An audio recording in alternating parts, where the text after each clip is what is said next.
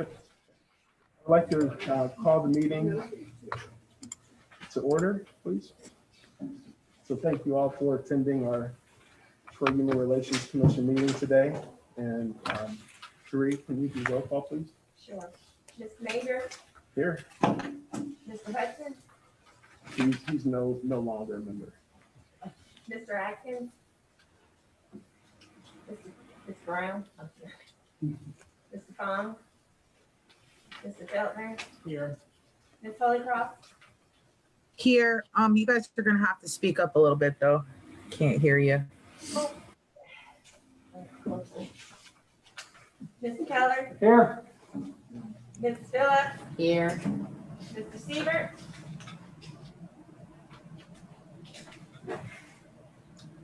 the attendant. He's not here. Okay.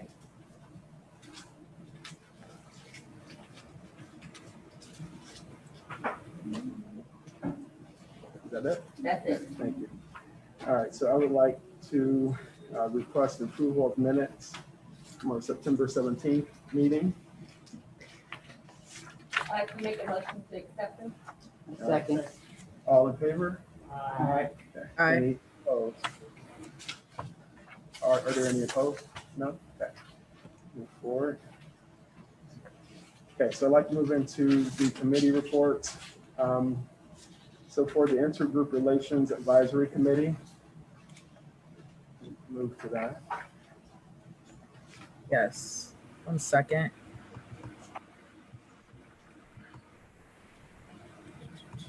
Are there any questions about the committee reports? Members?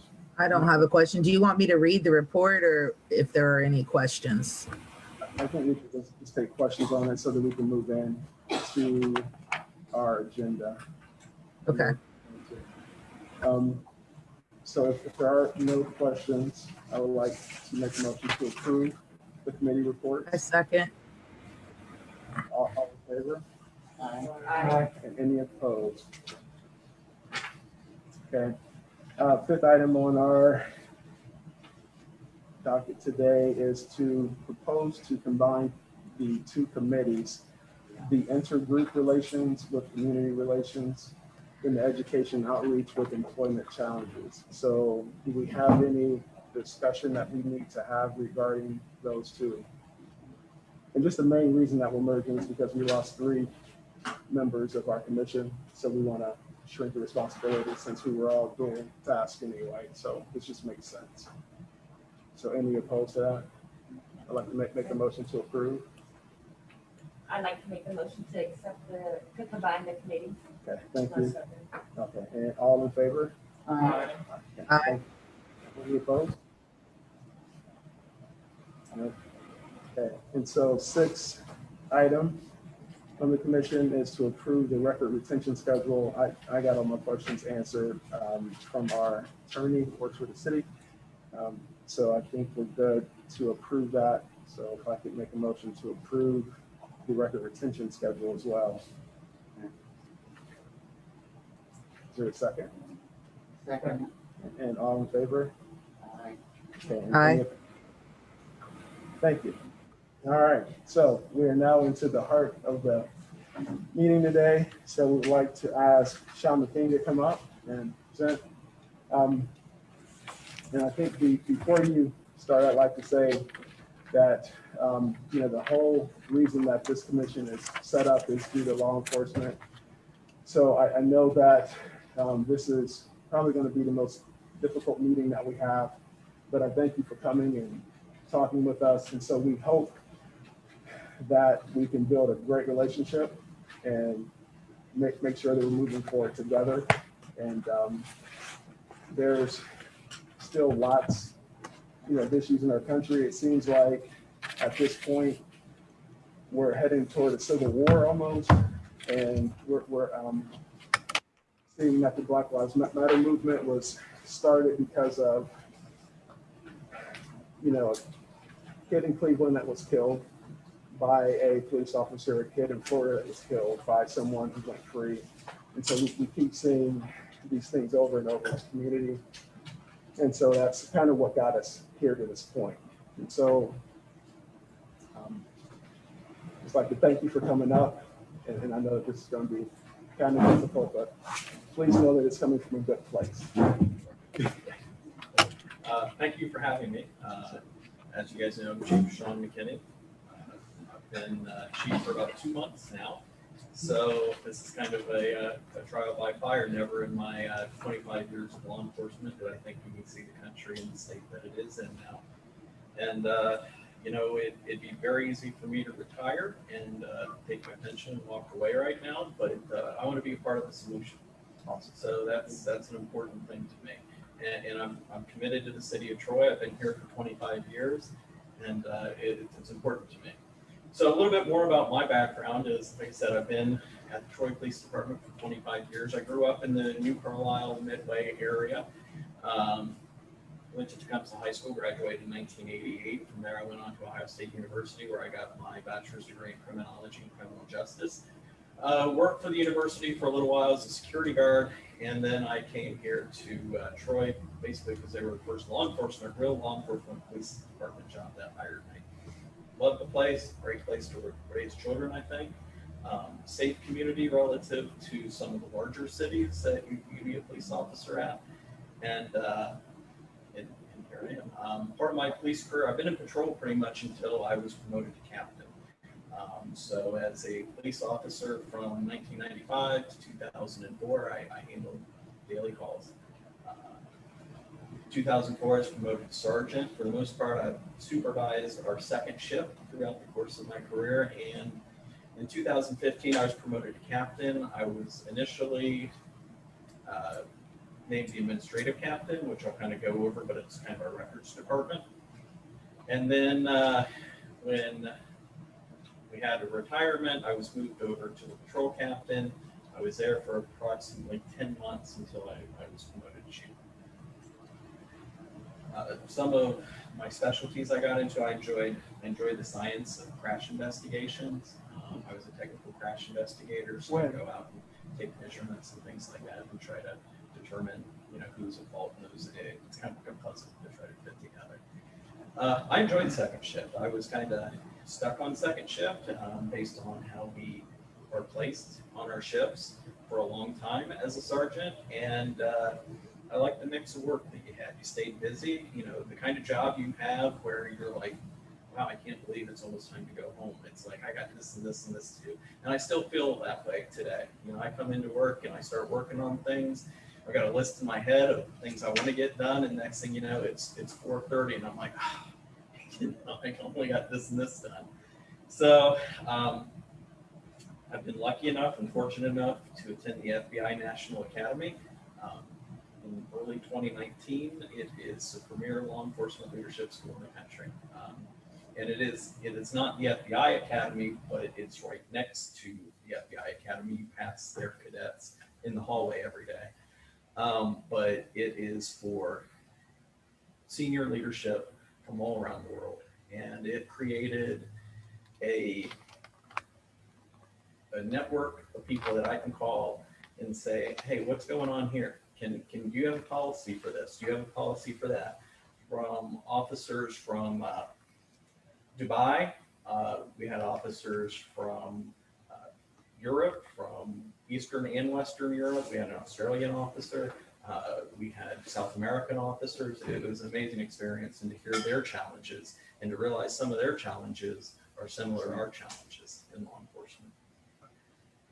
I was kind of going to do a brief overview of our police department, some of our policies and procedures. You've seen that we've been able to make some changes here recently, and I'll try to highlight some of those. But we have positions for 43 sworn officers at the Troy Police Department. Currently, we have 42. That 42nd one I'm working on trying to fill right now. I have a pile of applications on my desk that Civil Services provided us. And we're going to hopefully schedule interviews within a couple of weeks. There's still a couple, I think there's one or two more that has to complete the background investigation before we can move on to the interview stage. We have 3 non-sworn staff. That is our parking control officer and our 2 records clerks. We have 2 staff mark employees. One is the chief secretary. which she used to be a full-time employee, but now she's moved into that part-time role, and she can keep up with the work she needs to do. She's been with the city forever, and she used to have to do the dictation and stuff like that. A lot of that has gone away, so she's now able to do that on a part-time basis, and she wants to work, so we've kept her on as staff more. The other temporary employee is our janitor.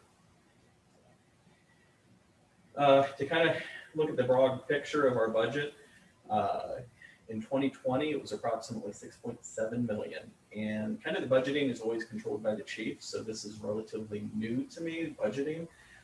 I've had some classes about it, but our service safety director is probably going to help guide me through this process and get me through it. So from what I've been able to tell, between 85 to 90% of our budget is solely personnel costs. So that only gives me 10 to 15% to play with, the fun stuff that we like, cruisers, equipment, all the stuff that people like to buy, the stuff that, everybody uses and stuff like that, which really isn't much. And I don't think a lot of people realize that, in police departments, how much money goes towards personnel costs. And that obviously that includes benefits and things like that too. Troy Police Department is divided into 3 sections. Been basically set up the same way since I got there. We have a patrol section, a detective section, and an administrative section.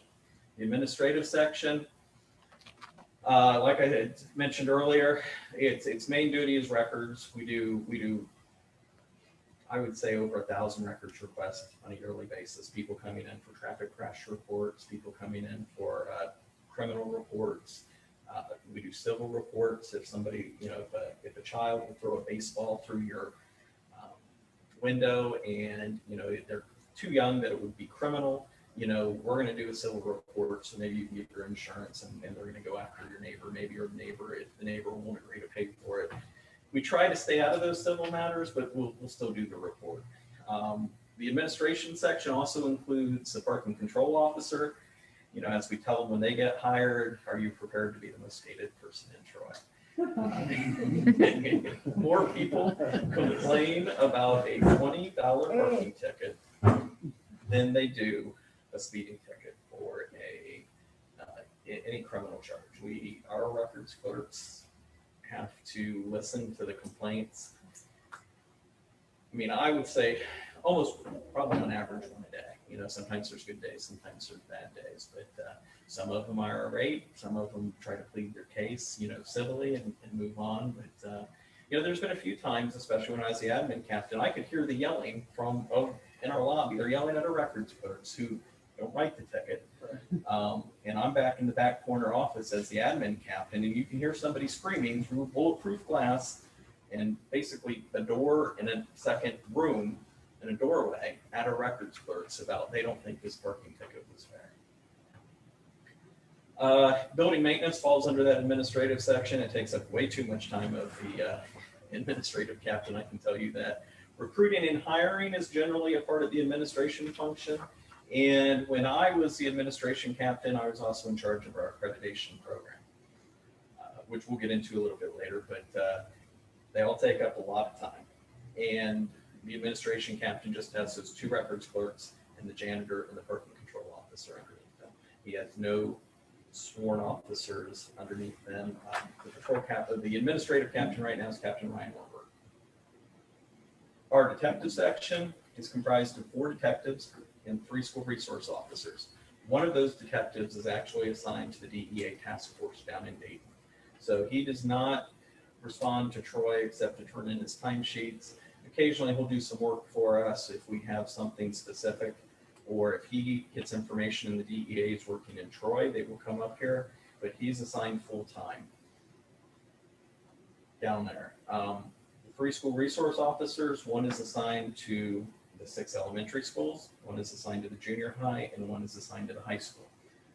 We always try to keep either the high school or the junior high on the campus when the schools are open. And that way there's always a person to respond quickly on scene at the high school, junior high campus. Our detective section, they do what you think, most of the investigations. Now our officers, we're not big enough that every investigation can go to the detective section. We expect our patrol officers, our road officers to do a certain amount of investigation.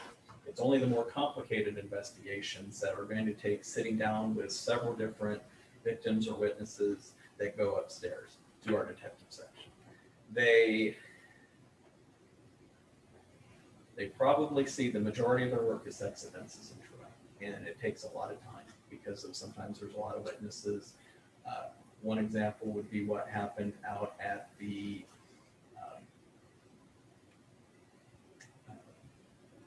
daycare. Lots of witnesses to interview, lots of parents to talk to. It was a very large investigation. We wouldn't expect a patrol officer to have to do that many interviews and still respond to calls for service and write traffic tickets and handle crashes and things like that. The detective section is also in charge of our property room. There's 3 people in our police department that have access to our property room, and that is the property room officer, who's a detective, his supervisor, which is Captain Compliment, the investigation section detective captain, and myself. We're the only 3 officers. When an officer takes evidence off of a person, they bring it into the property room. There's what is called pass-through lockers in that room. So they fill out a property locker or a property card. It's actually a sticker now. They put it in that locker. There's keys, just like any locker you have. And after they have that all completed, hopefully right the first time, they put that key in a secure locker. So they don't have access to it. Only the 3 people that have access to the police department. So any kind of drugs that we happen to take off people, any kind of, if we go to a crash and we recover, it's a hit skip crash and we recover parts of a vehicle, that's evidence. We would put that in the property room. You name it, it's in that property room. If a rock is thrown through a window, we're going to keep that rock and put it in that property room. And we generally keep most of that until the courts tell us we can destroy it. Some of this stuff, like from some of the homicides, we're probably going to keep a lot of that evidence and rapes. We're going to keep a lot of that evidence forever. There's no time we can get rid of it. A lot of it can be destroyed after the court case is gone, and sometimes things can be destroyed. So if you had a criminal damage to a house and it's a rock, we don't have to keep that forever. After the statute of limitations is over, we can get rid of it after the statute of limitations is over. Same officer that does the property room also does our background investigations for new hires, both for police and fire. That's kind of the process we're in right now for the one position we have open is background investigation. So we will receive the packets from Human Resources of the person's application.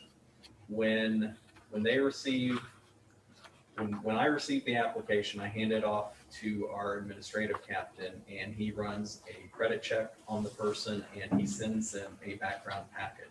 The background packet is about 8 or 9 pages. We ask the candidate to fill it out with all their family's information. We want, their credit information. We want to know their past employment information. We have a couple questionnaires about other background information, whether it be criminal, whether it be have you ever been fired from a job or terminated from a job, whether it be connections to any kind of hate groups or anything like that. We ask all those questions, and we ask them to explain it if they answer yes to any of those questions. After that packet is completed, which some people just give up and say, I'm not returning it. And we try to call them back if we don't get it back and say what's going on. And sometimes people will bow out of the process at that point, because this is not a quick process by any means. But after we get that packet completed, it goes to our detective that does those investigations. He's been to a couple schools specifically to conduct background investigations that discuss the law of what he can ask and what he can't ask and what he can discuss and not discuss during those background investigations. He will bring them in for an interview, and then we use a device called a CVSA, a computerized voice stress analysis machine. It's similar to a polygraph, except it's not as many connections. It analyzes FM modulation, is that correct? I believe, of your voice. It's supposed to be a good detector for lies. So and I've never gone through the class. I believe 3 of our detectives are trained in it, but only one of them does background investigations. So he completes the interview. He also does, a lot of times it's phone calls, sometimes he does site visits, but we have set questions for a previous employer. We have a set questionnaire for a previous, or for a neighbor or other references. And it varies. If they have previous law enforcement experience, we might ask them a slightly different questionnaire if they have previous law enforcement positions, or if they have previous law enforcement experience. I know the background investigation area is something that a lot of people have questions about. Does anybody have any questions about that? Yeah, so there's certain cops that might do something and then they get acquitted of it, and then they move to a different city and they get a job with a different police department. Is that something that's taken into consideration here in Troy? It concerns us. I believe the disqualifying criteria for us, it's an automatic disqualifier, or we move you to the interview process if you've been terminated or resigned in lieu of termination from another police department. So I don't even have to bring you per our stated written rules to the interview section, if that's the case.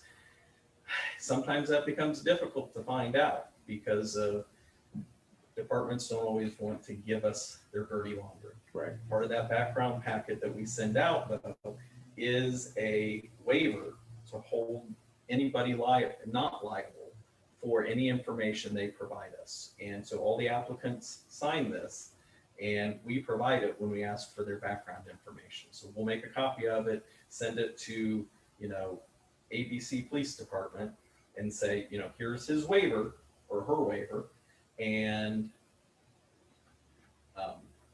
please provide us with your records. And still, sometimes we run into obstacles.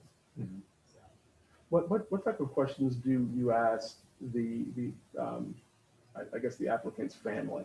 So do you get into the bias questions with them as well? I don't have the family questions in front of me. I do review those, and some of the things that I remember kind of is, would they make a good police officer in your opinion? Are they level-headed? Do they have a temper? That's kind of, it's a little over a page long. Gotcha. And so there's a place for the question and then a place where the detective types it. And I'd say probably there's 20 questions, maybe 20 to 25 questions. So I could probably, if you were interested in what the questions were for those, I could provide you with a blank one. Okay. So how far back does your background check go? Like in years? We ask for anything and everything. We don't cut it off at a certain date. We ask, have you ever been convicted of a felony? Have you ever been convicted of a misdemeanor? Now, if they've had this expunged or sealed and they say no, they're technically right, because of expunge or sealment, it doesn't exist. I know that you guys do a pretty thorough background check. I remember having this discussion already. And you guys talked that you do some kind of a background check with social media.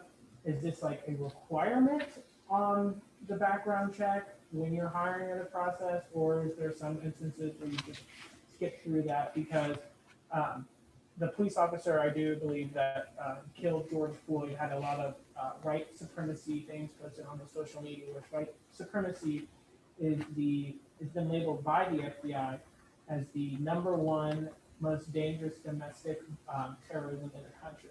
So is this something that is something you cannot pass up, checking through someone's social media? We have been. After we had our discussion about it, I actually went to our detective that does background investigation. I asked him a little bit about what he does, and he was in the mindset of, he was looking at it, and if it was locked up, he couldn't look any further. So I instructed him after our conversation. I said, well, when they come in, I want you to request them to open it up for you. If it's, if the privacy settings are set so that nobody else can look at it except for their friends. So we are now doing that, whereas before I don't think he was. But it's something that's important to me to really dig deep into those social media accounts, because people share stuff on social media Oh, accounts yeah. all the time that they shouldn't share. Right. Appreciate that. I know that there are some companies that could assist law enforcement in that. There are certain companies that help the employers look at that when they are private and block. There's certain ways, to access that data. Yeah, yeah. And so when we do the financial check, Human Resources actually runs that for us. They have access to that software. We also do a CCH on them, which is a computer criminalized history, which checks their FBI, their permanent record, as you might say. But that is a fingerprint-based check in addition to a computer check. Yeah. And then we have access to a program called, we just bought it. We used to use LexisNexis to do a search on people, and now we use a different company, Trans something, I believe it is. So we use those databases. I do know there are places that will go outside, but this is just the background investigation. After the background investigation and after the conditional offer of employment, there's a psychological evaluation and a medical evaluation. Now that's purposely by the laws, because of some of those things you cannot ask those questions prior to a conditional offer of employment. So that's why the psychological and the medical is after the conditional offer of employment. We used to use a company out of Indianapolis called Public Safety Medical. It was kind of a lot to ask people to drive over to Indianapolis to do those exams, but they could do them in one day. So you started at 8 and you were done at like 4, and it was a one-day thing. We recently found a psychologist that I believe is out of the Huber Heights area that had a lot of good recommendations from local police departments, and we're using her now. And we went back to Upper Valley Medical Center for the medical. Any other questions? Is that just questions on hiring? The background. Yeah, background checks. Yes. Okay.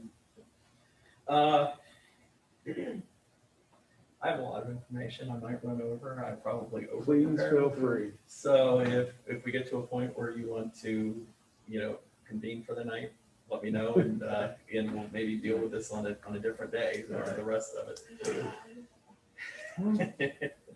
The patrol section. Our patrol section has 6 sergeants and 26 officers. All of our sergeants in the police department are in the patrol section. Officers bid for shifts annually by seniority. So we actually just did the shift bid, and they will be going to those shifts based upon their seniority pick. First shift is usually the favorite, and so the most senior officers end up on first shift. And it kind of switches back and forth between second and thirds. We right now are a very young department because of we're just in that cycle where a lot of our senior guys are reaching retirement age and they've moved on, and now we're bringing a lot of new people on. One of our challenges with this is because of all of our new people might be stuck on one single shift. We want some supervision, we want some experience on that shift. So this is something that we have to work with the unions to try to figure out how to correct. The last couple years, Chief Phelps and Captain Long, who are both retired now, came up with a cover shift, and that ran between second and third shift, or 7 to 3:30 a.m. And in my experience, it really hasn't helped our seniority issue on a shift. We still get all the junior guys on one shift. We want more seniority, more supervision on that shift, not all the young guys on one shift, just to kind of balance it out, and so that they have, mentors and experienced officers on that shift that the younger people can learn from. We work 8.5-hour shifts. The 4 shifts in patrol are, the day shift is 06:30 to 3 p.m. Second shift is 2:30 p.m. to 11 p.m. And third shift is from 10:30 p.m. to 0700.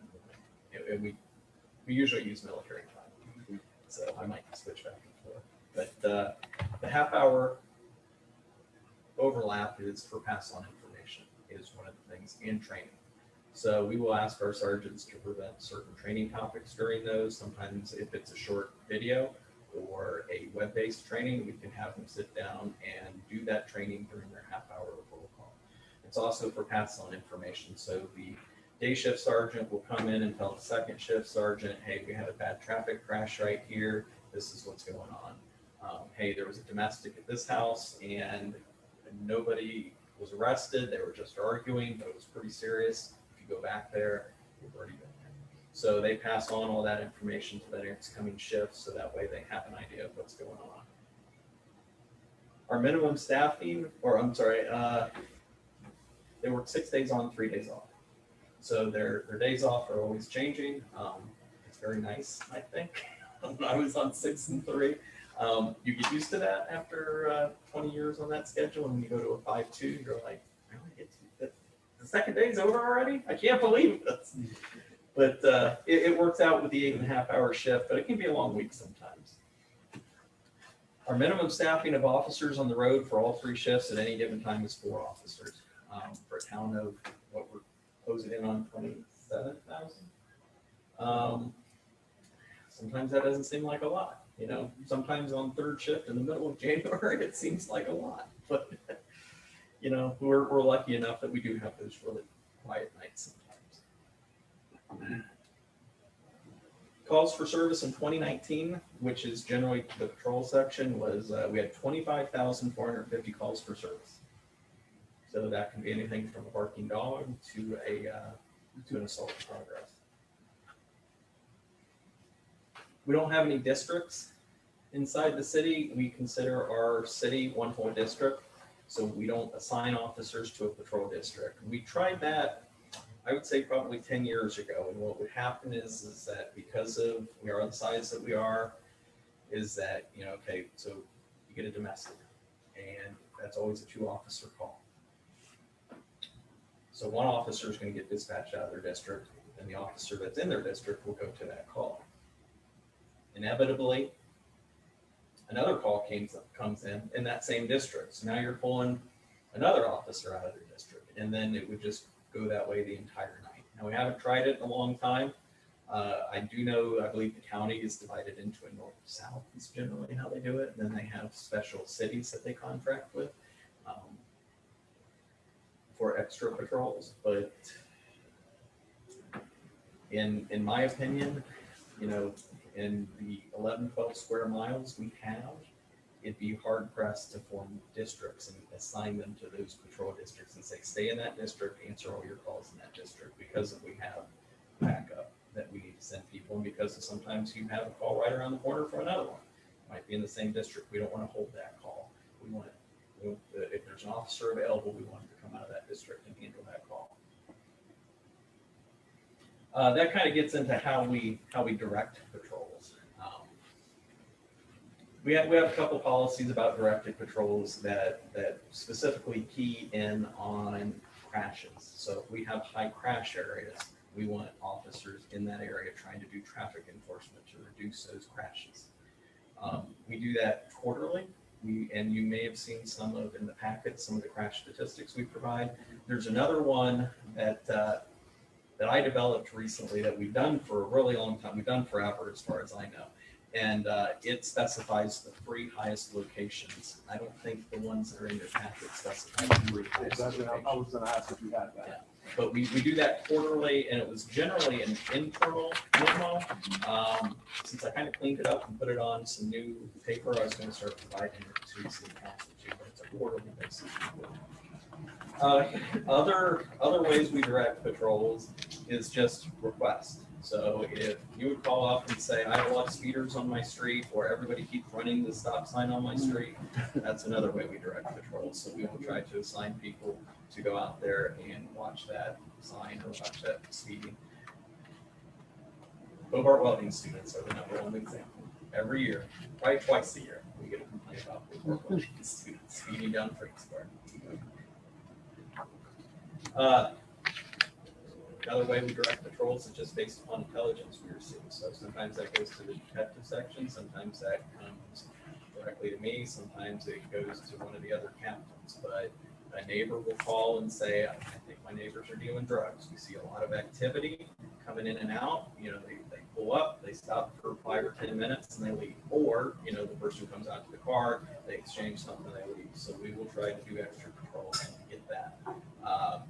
it kind of along the same lines, but with requests would be, a person with a warrant. We'll get information that a person has a warrant, and it could be from even out of the area.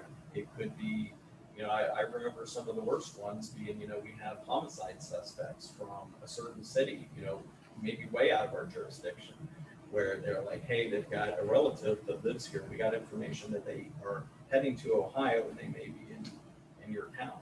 So we definitely keep an extra eye on that residence.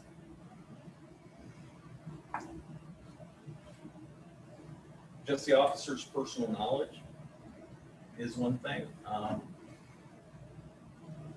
If they know there's a speeding problem on the street, if they know that, there is a possible drug dealer on this street, they're going to pay extra attention to that. If they know that there's somebody that consistently drives under suspension, that is a place we're going to concentrate on. OBIs, we consider very serious. So, in addition to the fact that not so much now, but in the past, we've had some bars that have had a lot of fights in them. So that is something you're going to concentrate on, especially when we're on that bar closing time. Not just only because of the OBIs, but also because of the fights that break out, especially around closing time.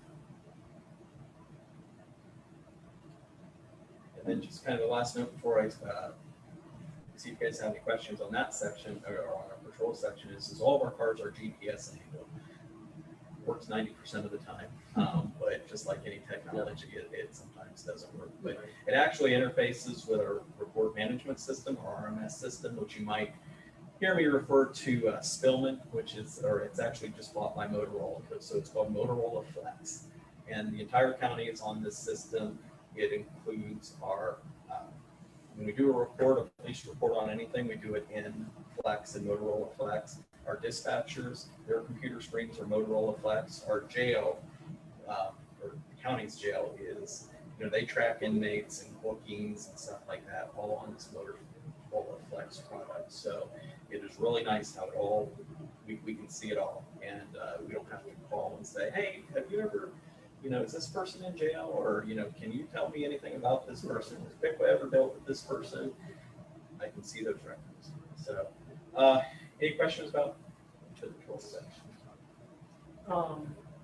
Can we dig into these numbers of the traffic stops? Sure. So I think numbers can be quite deceiving, just a little bit. So when looking at the demographic numbers, we see that on traffic stops you had in July of 2020, we had 47 white male, 43 white female, versus 8 black male and 3 black female, and then 4 Hispanic male, and then 3 Hispanic female. I think just looking at the numbers, you could say You're looking at July. July. I've looked at them before, but just when you read them to them, it'd be easier for me to answer a question if I put it in front of me. Okay. When you look at the numbers, it's quite deceiving and thinking, okay, there can't be any racial bias going on. But if you look at proportionately, based on our census report, that actually you pulled over 10%, 10.2% of black people, and 83.3% of white people, and 6.5% of Hispanic people. And our census report is 89.2% white, 4.6% black, and 2.6% Hispanic. So that means if this was proportionate, you have traffic stop based on demographics, double the amount, more than double the amount for Black Americans, almost triple for Hispanics, and you actually went below proportionately for white male. And you also see this trend in August as well. But if you do look at citations, those are, I believe, Hispanic and Black are actually under the demographic percentage for the actual citation that was given. But I think. So are you, to come up with your numbers, are you taking warnings, or are you adding warnings and citations? Just warnings. Okay, because of Yeah, If you add the total, that's the total amount of stops. the So, warning, oh, so the warning and citations Yeah, are, so- are the total, okay. I was just looking at warnings, so if you look, we stopped, 8 black males in July. We Mhm. stopped a total of 6 Hispanic males, and then 88 white males, 3 black females, 3 Hispanic females, and 69 white females. So that's the total. So, oh, So the other thing that I caution you, Katie, is these numbers, they're not necessarily residents. These are people that have come through town. We have 2 state highways, Mhm. we have 2 interchanges. So it's not really accurate to look at our demographic census breakdown to compare those numbers. right, It really, each one is unique. We could have 3 times minorities coming through that represent these numbers, and so we may actually be under warning, under pulling over, you just don't know. well, and before I get to my point, that I was getting at is, when you look at the proportions, someone could argue that, it is disproportionate. But how can you assure the people of Troy that it isn't, through your hiring process? Well, to tie it to my hiring process, I would say that, we look at people. I mean, we really dig into their background. And we would, if there's any person that we thought was racist, they're going to be eliminated, belonging to a hate group or anything like that. To kind of expand on Patrick's statement, yeah, that kind of discussion has been had in police circles for a long time. I've pulled the numbers from our computer system for racial profiling since I was a sergeant. And I went to a class and they explained that rural county in Pennsylvania, they gave this story. Very high percentage white, not even an not even an exit on the interstate. And when they pulled the traffic stops for their state police and looked at that county or township specifically, I forget what size the geographic area, it was like we're 95% white, but a large proportion of minorities that were being stopped. Well, it turns out it's like the major highway between Pittsburgh and Pennsylvania, and there's not even an exit there. So that's why they didn't match. So, and Troy we have several large employers in Troy. So people come to Troy, our daytime population is higher for both shopping and to work. So a lot of times, when we've looked at these statistics, some people will argue that the reason it doesn't match your demographics for your population is because of the people that travel your roads aren't necessarily the people that live there all the time. So the other thing that you'll hear police officers say a lot of times is that, and I would agree, and I would ask any of you to do a ride along at any point. We have a ride along program. All you have to do is sign a waiver, and you can ride pretty much any time that I have officers available to do that. Is that this time of day, when you decide to pull over a car, you don't know the race of it. Sometimes you do. I'll admit that sometimes you do. A lot of times you don't. I don't know if there's studies that say what the percentage of that is or not, but that's kind of how we feel about it. Thank you. And I do want to clarify, I wasn't saying that there was any racial issues within the Troy Police Department, but I did just want you to have an opportunity to explain that and have that opportunity on the floor so that anyone that is questioning it can hear your defense. so have you noticed an increase of incidents with domestic calls as it relates to the pandemic? I have not. We don't really keep track of those stats. I would say that what we noticed when the lockdown was really tight at the beginning of the pandemic was calls I know our fire department has looked at their suicides, and they believe their calls for suicides are up.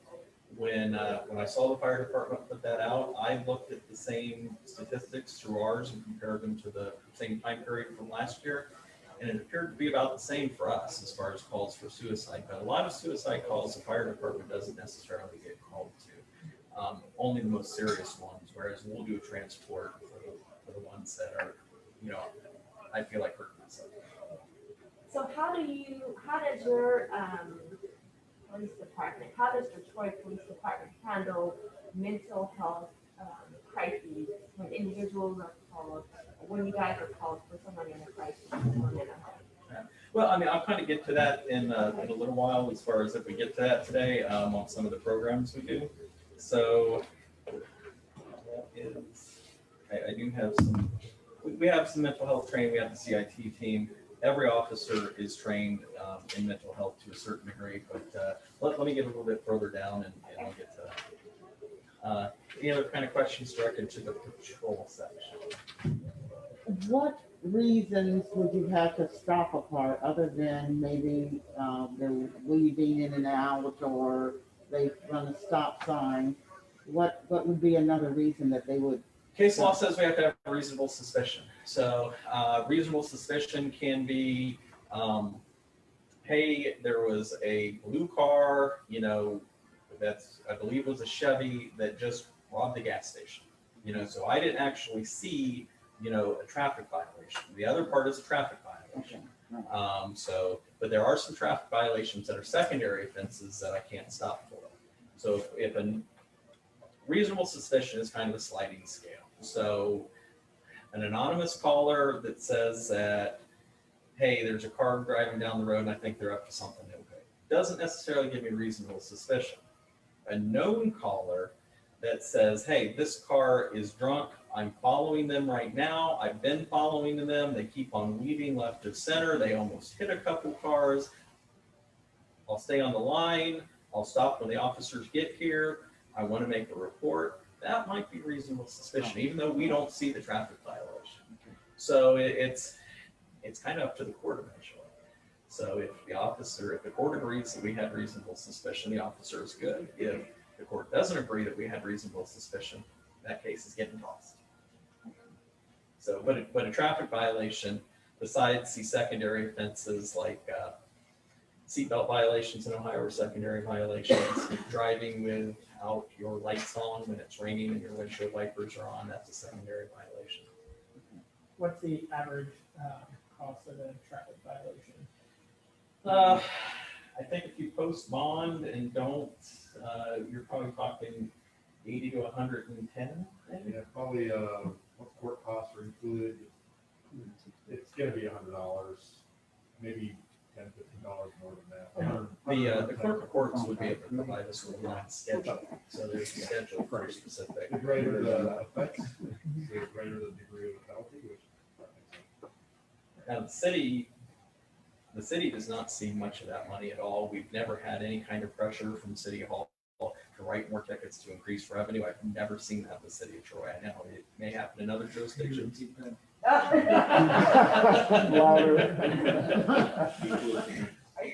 That wasn't one of the questions on here. So, I mean, like the court cost for a standard ticket, I believe, are $65.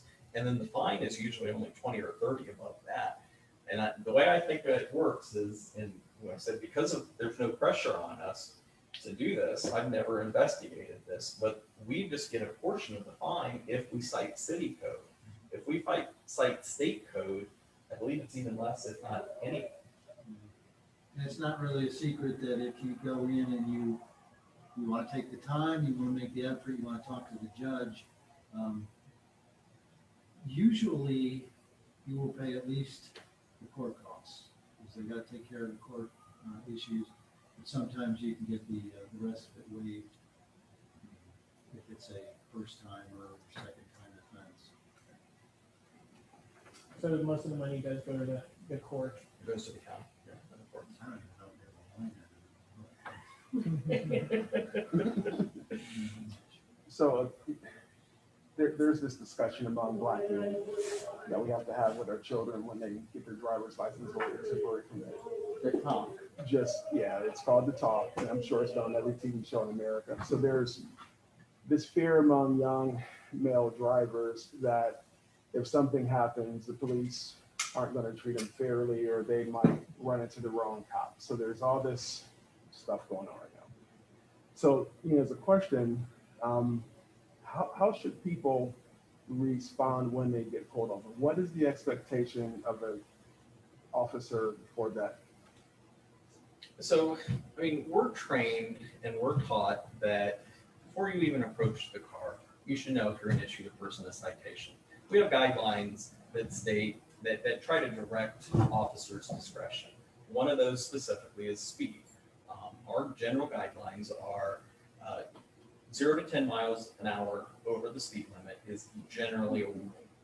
10 to 15 is generally it's officer's discretion. From 15 and over, we tell our officers, and this is, I believe, in policy, that you should probably write a ticket unless, but we leave it open. We leave it open so that people will, have, the officers will still have that discretion. So I pull somebody over doing 17 over and they're on their way to the hospital with a sick child. The officer can say, I might do the same thing and say, I'm going to give you a warning and let you go.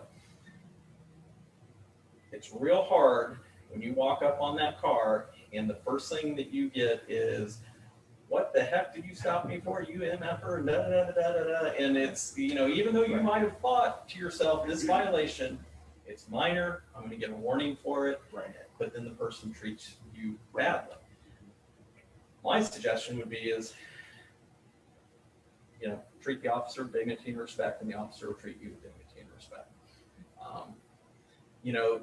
As an officer, it was kind of my goal, but I'd almost feel bad is that when I'd issue a ticket, some people would actually say thank you for a speeding ticket. And if you can treat somebody like that and they say thank you when you've just given them a ticket for doing something wrong, you've done something right as an officer.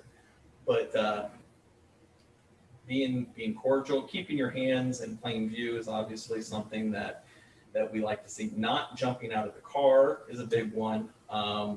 Staying in the car, listening to the officer's directions, and keeping your hands in plain view is important. So what if you're a licensed gun owner and you have a gun on you? So what's the expectation of the communication between the civilian and the officer at that point? That CCW law has been changed so much. I mean, it seems like every year they come out with changes. I want to know sooner rather than later. I want your hands in plain view, and as soon as you walk up, hey, I'm a licensed CCW owner and I am carrying, or I am a licensed CCW carrier and I'm not carrying. And it's just kind of, I guess I call it courtesy. Do they have the right to ask you why they were stopped? They're right. Yes, they do. We generally are taught there's a specific order to our traffic stops. Okay. In the academy and the training we go through. Hi, I'm Chief Mckinney. The reason I stopped you today is for da-da-da-da. Okay. Driver's and registration, please. Okay. So we usually put that out. A little trick of the trade is, do you know why I stopped you today? Those admissions, are good in court. So I don't necessarily have to Mirandize you to ask you that on a traffic stop because you're not in custody. But, if somebody says, no, I have no idea, you just move on. Well, the reason I stopped you today is because you got hit by that. So. Okay. Now. Sean, could you speak to, I'm sorry, Miss Phillips. Go ahead. Sonia, go ahead. No, you can finish. You can finish. You're fine. Okay. When we had the talk with my son, and my grandson is 13 now, so pretty soon we'll be having the talk with him. I want to know exactly what I should tell him. Should he keep his hands on top of the steering wheel? Because that is what we're telling him right now. Yes, that is. We're also telling him to have your driver's license on the dash, where if you tell him, can I see your driver's license? He can say, it's right here, I'm gonna reach for it. Right. So in other words, explain, we are taught, black parents are taught to talk to our children. We have to tell them exactly what to do, so we need to know exactly what to do. Or to tell our kids. If his driver's license is not already out, I would discourage him from trying to, before the officer walks up, Right. because the officer's watching at that point, I would discourage him from rummaging around the car to try to find his license, because the officers are gonna pick up on that, and see those movements, and that's gonna put us a little bit on guard. You gotta talk them through it. Our online guests Talk loud. cannot hear you. Is it okay if it's laying down like that? I gotta hold it. So often, Sean, what I hear from citizens is they feel that they're being harassed. We're in a small town, and when I mean harassed, like, educate us on how long can a officer follow you before they pull you over or go on about their day. I think there's some realization that, again, I think you mentioned traffic stops also might be an investigative thing for that patrol officer. So I think a lot of people, when they say they feel unsafe, maybe they're not realizing, again, the traffic stops, how long somebody can be followed, whatnot, what have you. Can you just kind of educate us on that? Yeah, let me finish with Ms. Phillips Thank you. real quick, but Yeah. if his license isn't already out, my suggestion would be is to wait till the officer gets there. When the officer asks for his driver's license, that then he says, well, it's in my back pocket or it's in my glove box. Right. And then the officer will probably say, okay, go ahead and get it. And just explain his intentions on where he's going to reach. Yeah, that's right. For that driver's Yes, license. yes, okay, so just so he makes himself clear, when you ask for whatever it is that you need, that he's able to give it to you. Okay. Chief, can I just add, I mean, this is a guideline that he's sharing that I think regardless of anyone's race, gender, age, everyone should know and is not race, gender, age specific. I But would it rather, is. But it is. but I mean, I would, but as guidelines is how to react for an officer. Yes, It's not- correct. Yeah. The guidelines he's giving is, our explanations that, and just consolidating too, are across the board, really good methods for everyone, regardless of who they are. In the motoring public, it'd be great for everybody to hear what we're having a conversation tonight. It would make our jobs, I would say, that would make it a little easier, but it would also put eases on both sides, motorists and law enforcement, maybe assuage those a little bit. So I just want to make that clear as well, that boy, every motorist, if we're talking specifically about motoring public, could hear the guidelines we're giving across the board would be ideal. I just want to make sure. So it'd be nice if, if the cops had a speech that they gave when they approached the Yeah, car. so you'll For know my- what to you know, I think expect. what we do,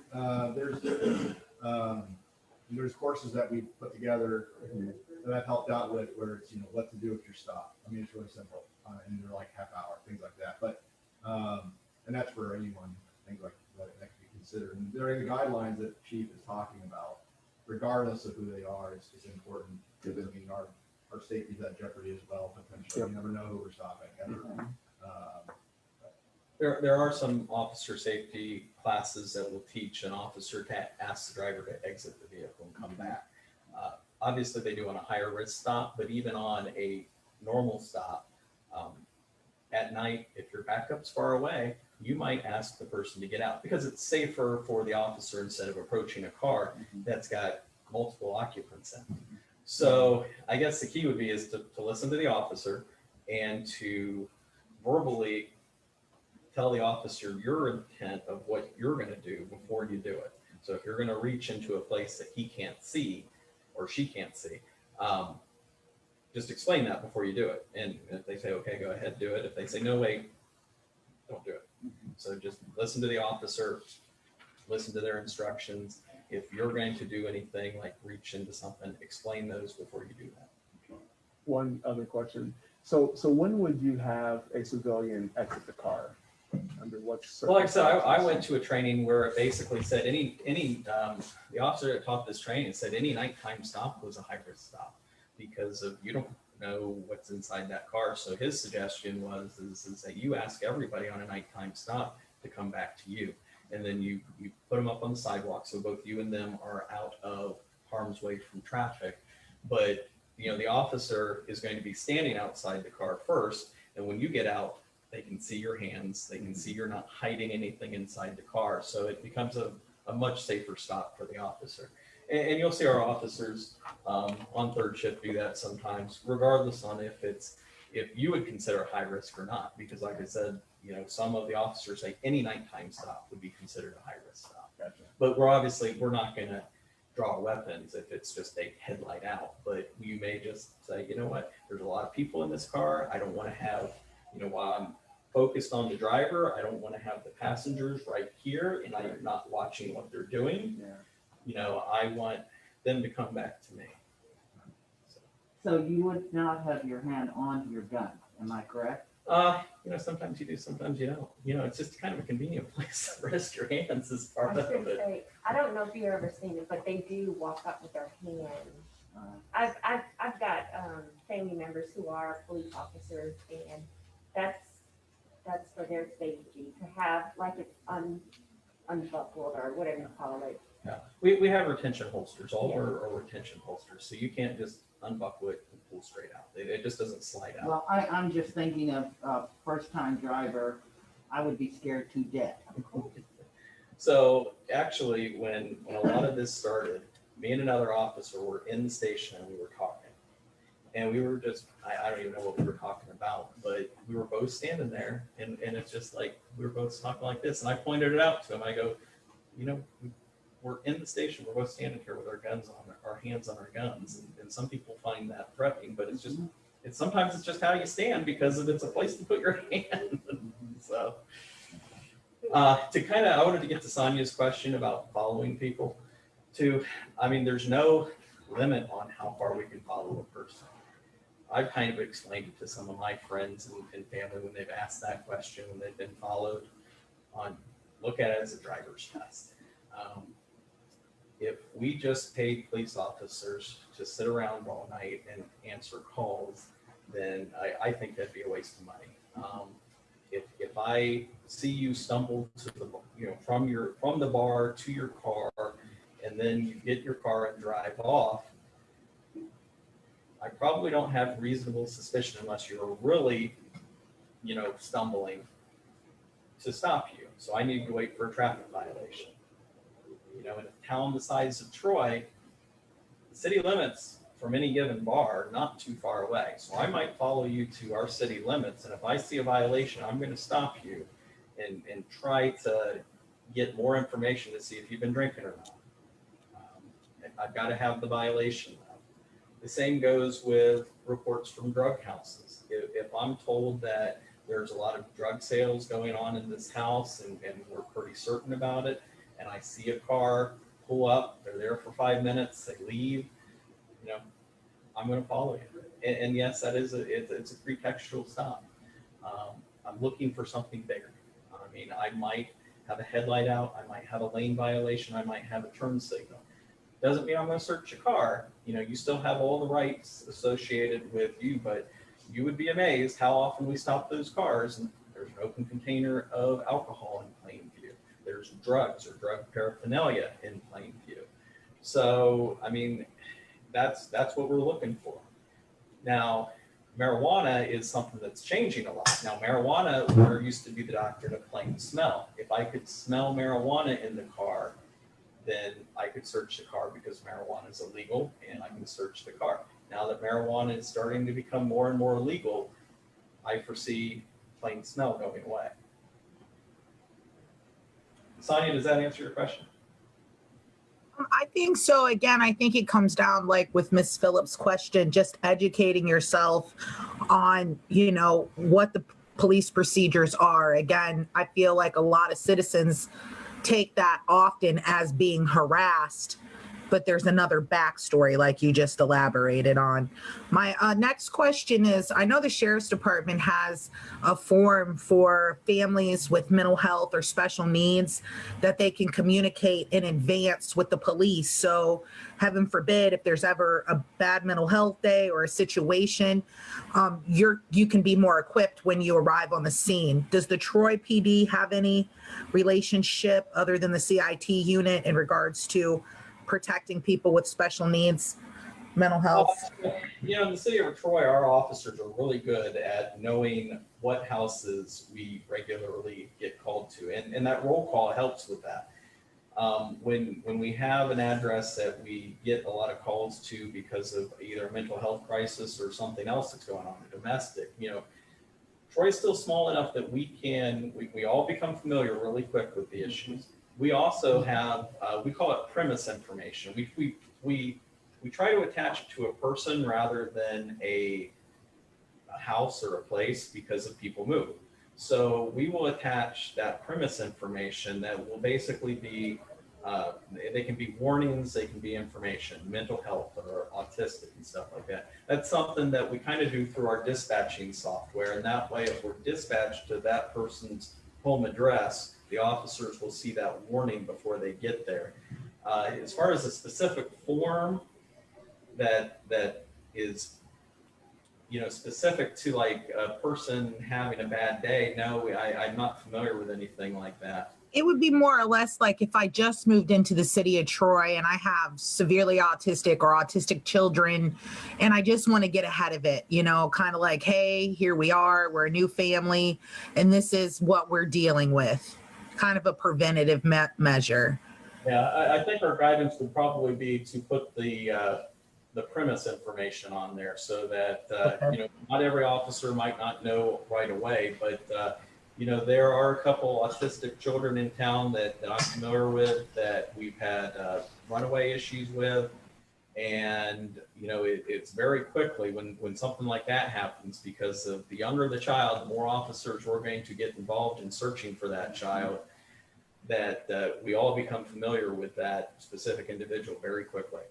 Right. And the last frustration that I've noticed, especially in Garden Manor, because there's sometimes a lot of repeated calls in regards to, in my opinion, relationship navigating. And so often we'll have a meeting and the tenants will be upset because they've called the police several times, but there's not an actual police report written up. There's more of like, I could refer to the 911 call, but like when we're trying to show, I guess, hostile environments, tenants not getting along, we really need more of a full police report. Can you explain to me, I guess, what's the kind of the ideology behind that? And is there room to possibly, I don't know, put some type of police report together so that way so people just feel like they were heard when they call 911? Yeah, there is room, and we try to encourage our officers to put comments on those 911 dispatch records. But as I kind of went over earlier, in 2019, we had 25,450 calls. If we did a report on all those, I don't think my officers would still be working on 2019 reports. Right. So, our policy is that, anytime they write a traffic ticket, they have to take a report. Anytime they file a criminal charge, anytime there's a use of force. So we have guidelines on when a report is required. Now, if it's an argument or a dispute, we generally aren't taking a report. If there's no crime involved, we're trying to talk to both parties, figure out if there's a crime, first of all, and then trying to come to a reasonable solution with both parties, which sometimes it's very difficult to do. But yeah, I know Joel at Neighborhood Watch is often spending a lot of time, what I'm observing as like repairing the relationship, meaning I called 911, you told me to, but now there's no report. So again, they feel, what is the point of calling if we can't get the report? And I understand what you're saying as well. So maybe, again, food for thought, if there could be a compromise so there is some type of report. You know, what I also suggest is that the person calling be a little more, just kind of like when you go to your doctor. You know, if you don't express the need for a report, a written report, because I need a copy for my landlord or something like that, the officers are going to be less likely to take a report. So if you can emphasize, or those people that need that report are emphasizing, hey, I need a copy of a report for my landlord. I know it wasn't a crime, but I want to show this to my landlords because they're working on trying to do this or that, or, you know, they want to evict this person because they keep on causing problems. So can you please do a report? And I would hope most of my officers would complete a report if asked, and maybe some officers will have to have a little more, hey, I really need a report kind of thing than some, because you know, some of our officers are a little more willing to go that extra mile than others and sit down and do that paperwork. No one likes paperwork.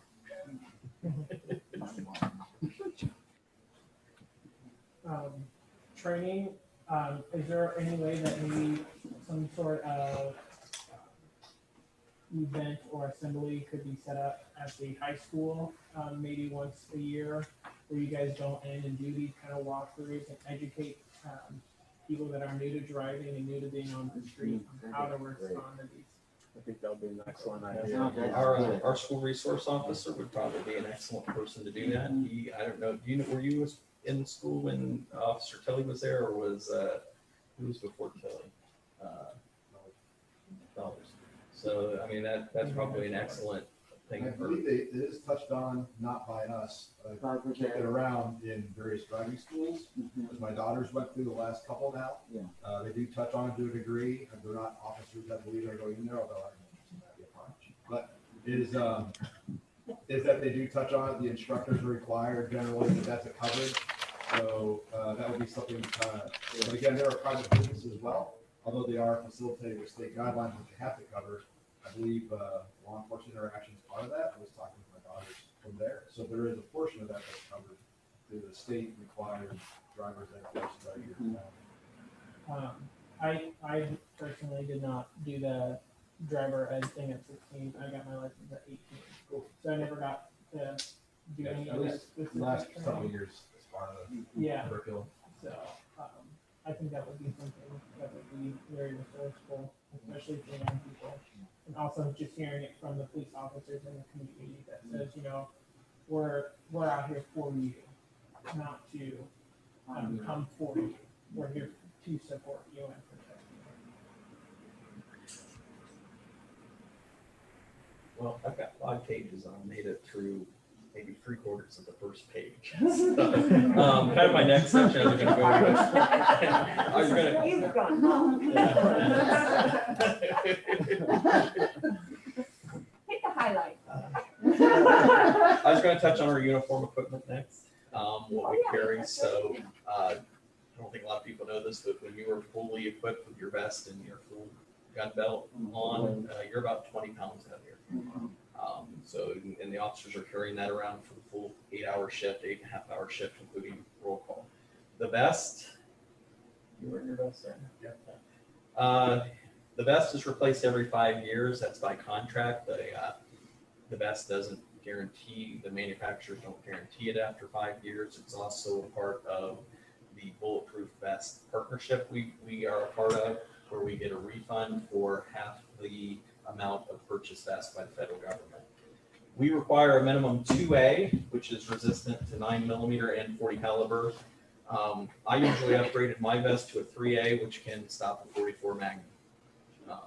It does not protect you from rifle rounds. I'm on way up. And they are not stab resistant. So, you know, when we're confronted with a knife, that vest is not going to help you unless you actually get an additional plate, basically a metal plate inside your vest, which isn't very comfortable. The firearm that is our duty firearm is the Glock Model 2240 caliber. We carry 15 rounds in the magazine, 1 in the chamber. We all carry at least 2 additional 15-round magazines up front here.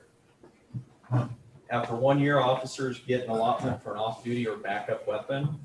It's up to them on if they carry them. A lot of them will carry them on their ankle. Some of them will carry in their vest.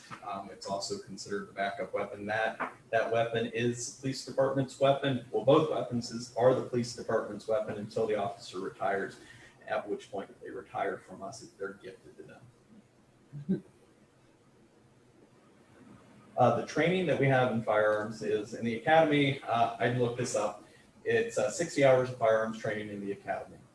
The state of Ohio requires an officer to have an annual proficiency. That's just once a year is what we're required, but Troy PD does it twice a year. That is our own choice to do that. It's something that we feel is important. We do one during daylight and the other one in what we call limited light. At a range, there's one street light, and that's what you got. And you can use flashlights during that, but it is a state mandated course. Additionally, but not necessarily every year, depending on what kind of training we have on the schedule, we will have other training that is more about drills.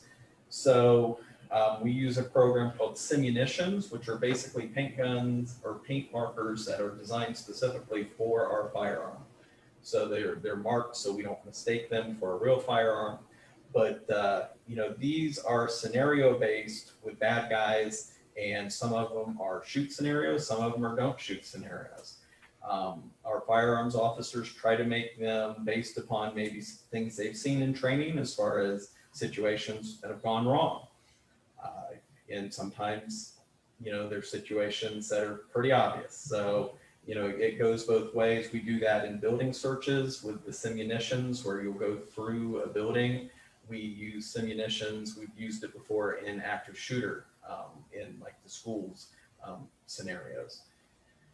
One of the more important parts of the firearms training, the live firearms training, not with the simunitions, is verbal commands. I can't tell you how many times I've heard one of our firearms instructors, if they don't hear anybody saying drop the gun when they blow the whistle, they're going to start yelling at you. Where's your verbal commands? Because you're going to act like that. When the real situation, if it ever happens to you, you're going to perform in the same manner. So if you go down to the range and you're shooting at paper targets all day and the whistle goes off, you pull your gun, you shoot, you put it back in. If that's what you train, when the real thing happens, that's probably what you're going to do. So the firearms instructors have always been in my career, verbal commands. So as soon as they blow that whistle, you hear the whole line yelling, drop the gun, put it down, whatever, the officer wants to say. But I think it's a very important part of our training. And I think we're lucky that we've always had firearms instructors that have emphasized that. The other part of that is that there's an annual written policy test. Usually we set that up in November or December when it starts to get cold and slow down a little bit.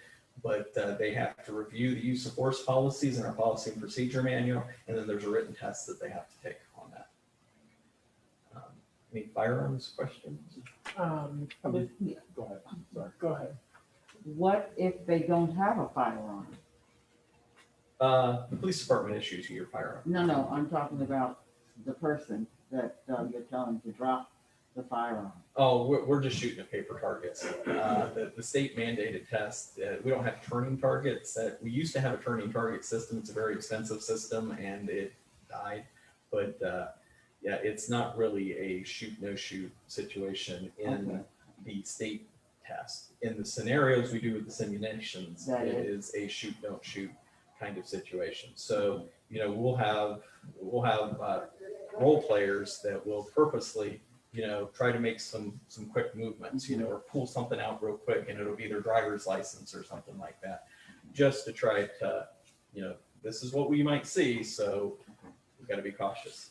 Are you trained, what's the, this is specific to firearms, but for training purposes annually, or how long you might do this, are you trained to specifically grab for the gun first? I know that the taser is, I think, deemed as something that could kill someone.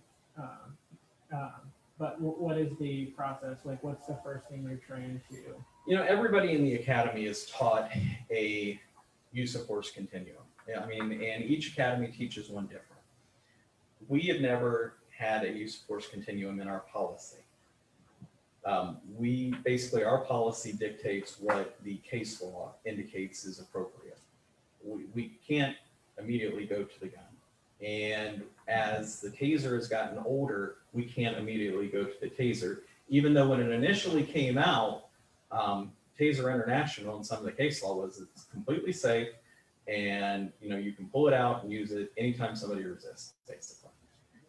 That has changed a lot over the last 20 years or however long we've had tasers, because I didn't carry a taser when I first got hired. I believe in the 25 years I've worked here, I've only seen one person use an asp against anybody ever, the expandable baton that we carry. I mean, it's not something that, we train on it annually. We hit bags and, go over the different stances and defensive tactics with it, but it's rarely used. Same with pepper spray. Pepper spray is probably used a little bit more often, maybe a couple times a year. We're actually using the pepper spray, but we're trying to go hands-on first, and that's kind of what has come out with the taser now. Is originally, if you said you're under arrest, you got a warrant, the warrant's been confirmed, stand up and turn around, and they said no, I ain't going to. 20 years ago, our training was you can tase. Now it's more of you've got to have an act of aggression to pull out that taser. And so they're sitting in a chair. I mean, that comes to mind specifically because I remember this as a call years ago, is that but now you've got to go to that chair and try to escort them up, maybe grab them in type of like an arm bar type of situation and try to pull them up. And depending on their reaction depends on if you can go to a different floor. The taser, as it's gone through the court, and some people have died in taser, or it's now, what's the name of the company? It's not Taser anymore. Axon and Taser. Yep. They've kind of backed away on a lot of that training, and a lot of their training is about keeping them not liable. But they definitely, the court cases have said you can't go to that taser right away. Whereas at the beginning, the taser was supposed to cure everybody's problems, and it was the safe way to take control over somebody without injuring them or injuring the officer. And that was kind of the goal of it, is that it was safer than grabbing an asp and hitting them with a baton, and it was safer than just wrestling with them, that they would lock up. Neuromuscular incapacitation, NMI is the word they use. And while they're in that NMI, that you can grab their arms, put them behind their back, put the handcuffs on. I mean, that was the goal of the taser, was to keep both the officer and the person safe. So in your training with the mace, so in the military, I used to work in a security forces squadron, and a lot of the patrolmen had to go through training, and they would get mace. Do you guys? We generally don't at the department, but depending on what police academy they go to, they've been pepper sprayed. Now, before the Mumford & Sons concert came, we did go through some gas training where we donned our gas mask, and we went through the, I believe it was CS at that time. But I love it. but yeah, I was sprayed in my police academy. Most police academies will spray them. Some of the police academy training that I really like is not only after you get sprayed, but then you have to perform certain tasks after you get sprayed. State Patrol is really good about that. Columbus Police Academy is really good about that. Some of the community colleges maybe aren't as intense as those academies, but you'll have to be sprayed with the pepper spray and then maybe handcuff a person after you're sprayed. So, pretty intense. The model we use at Taser is an AX26P. It delivers 50,000 volts at very, very low amperage. And like I said, when it first came out, it was very safe. You can either use it in two modes: the drive stun mode, which is basically like a pain compliance in a single location. It's basically like a stun gun at that point. Or there's the probe deployment, where the two little fish hooks, basically they look like, shoot out, and they connect with the person. The further the connection, so if you get one in the ankle and one in the right shoulder, the more NMI you receive, neuromuscular incapacitation, because that electricity is running from their ankle to their shoulder. Very important when we go through the training, which is an annual training requirement, both a written test and we do some drills. These cartridges on these tasers, I believe, are $26 a piece. So we don't shoot one every year, but we try to shoot them every few years. Very important part of that is the verbal commands. The instructor, right now we have one taser instructor, and when you go through the drills, when you do an actual shooting at a target of that, you better be given verbal commands, because if you train like you're going to act, you just don't pull it out and shoot it in training, because that's what you're going to do on the street in a real situation if it comes to that. Like I said, we kind of touched on the baton and the OC spray. We train annually on both of those. It's fairly quick and fairly easy. After your academy training, there's not much to point and spray. So, everybody carries a portable radio.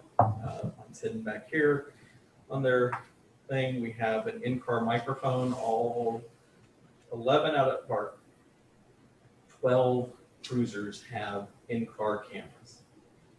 And so there's a separate microphone you have to carry in a pocket, or you can clip it on the location. And that allows the audio to be transmitted. You can actually, depending on how far you get away from the car, if you're in a house, sometimes you can just get the audio, which is better sometimes than nothing at all, especially if an officer's getting complained on. Obviously, handcuffs. I always like to carry 2 sets of handcuffs. It seems like I was always having to arrest 2 people at the same time. Kind of the newest thing is a lot of our officers are carrying tourniquet kits on their belts for mass trauma. A lot of the studies, and Joel was one of our instructors for the tourniquets, is that we don't come across the scene where a first aid kit you get from the drugstore is going to help you. A Band-Aid isn't really going to help you. So the tourniquet kits are both for the officers and for people that are injured severely. And so we've done some basic training on that. We haven't mandated officers to carry the tourniquet kits, but more and more are carrying them. Plus, all of our cruisers carry a tourniquet kit. So would you use that for a civilian that had interaction with, like a car accident that you guys rolled up on, or anything else that would happen? No, we would. Most of us carry a pocket knife. We don't really train in knife fighting or anything like that. It's a pocket knife that is supposed to be used for, cutting little, strings off your uniform. It's not really a weapon. We don't dare. And most of us are carrying flashlights too. I don't have mine with me, but no matter what time of day, you never know when you might have to go in a dark building. Our training on weapons says that any weapon, whether it be lethal weapon like the firearm or a less than lethal weapon like the taser, can be used as a lethal weapon. So if you use the asp and you strike somebody in the head, neck, groin, that's considered a lethal weapon then. And our training reflects that. And like I said, any of our tools, a rock that we find on the side of the road could be a lethal weapon. Our lethal weapons policy then applies if they pick something up and use it as a lethal weapon, even though the firearm is really the one that is designed to be a lethal weapon that we carry.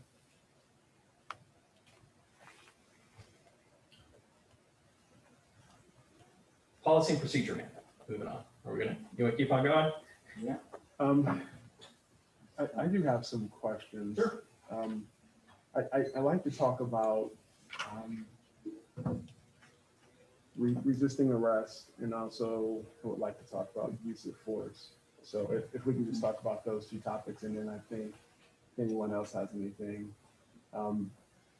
So if you could tell us how you would see or how you would view someone that is resisting arrest and what that looks like in your eyes and what a civilian should do when he's being apprehended by a police officer. Well, I did bring a couple reports with me because of, we track all of our uses of force. And so, maybe I'll just give you some examples from these use of force reports. We track every use of force. And 6 in August. actually, there's 9. Unfortunately, Okay. since this is relatively new for us reporting this to council, there was a miscommunication at some point between our patrol captain and our record section, and for some reason they came up with 6. And when I asked for a copy of these reports, he handed me 9, and I was like, "Why do we have 9?" And there wasn't a good answer.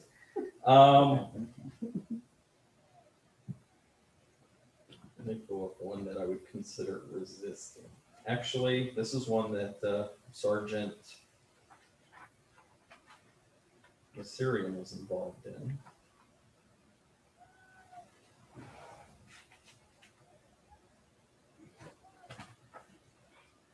Intoxicated 44-year-old white female. She was at Kettering Hospital, and she had been bitten by a dog a lot, had bites all over.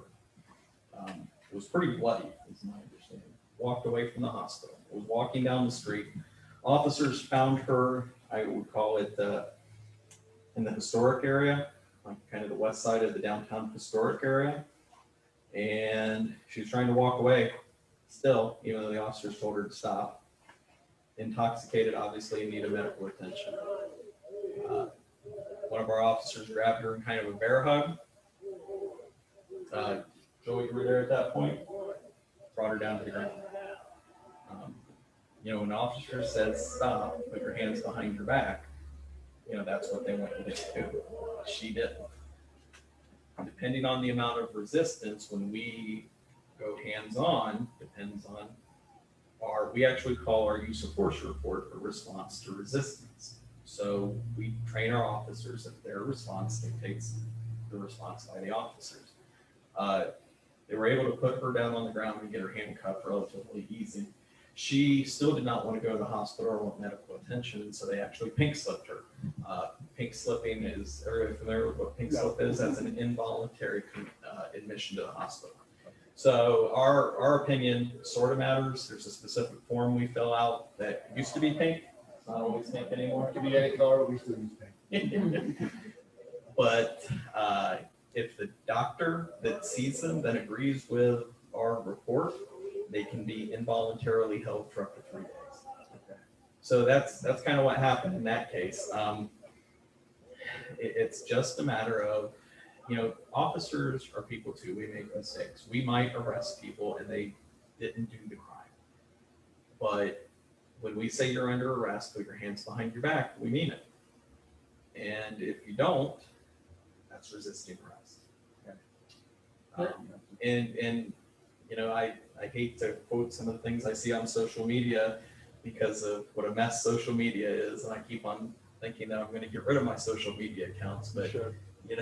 the saying, fight it in court, not on the street.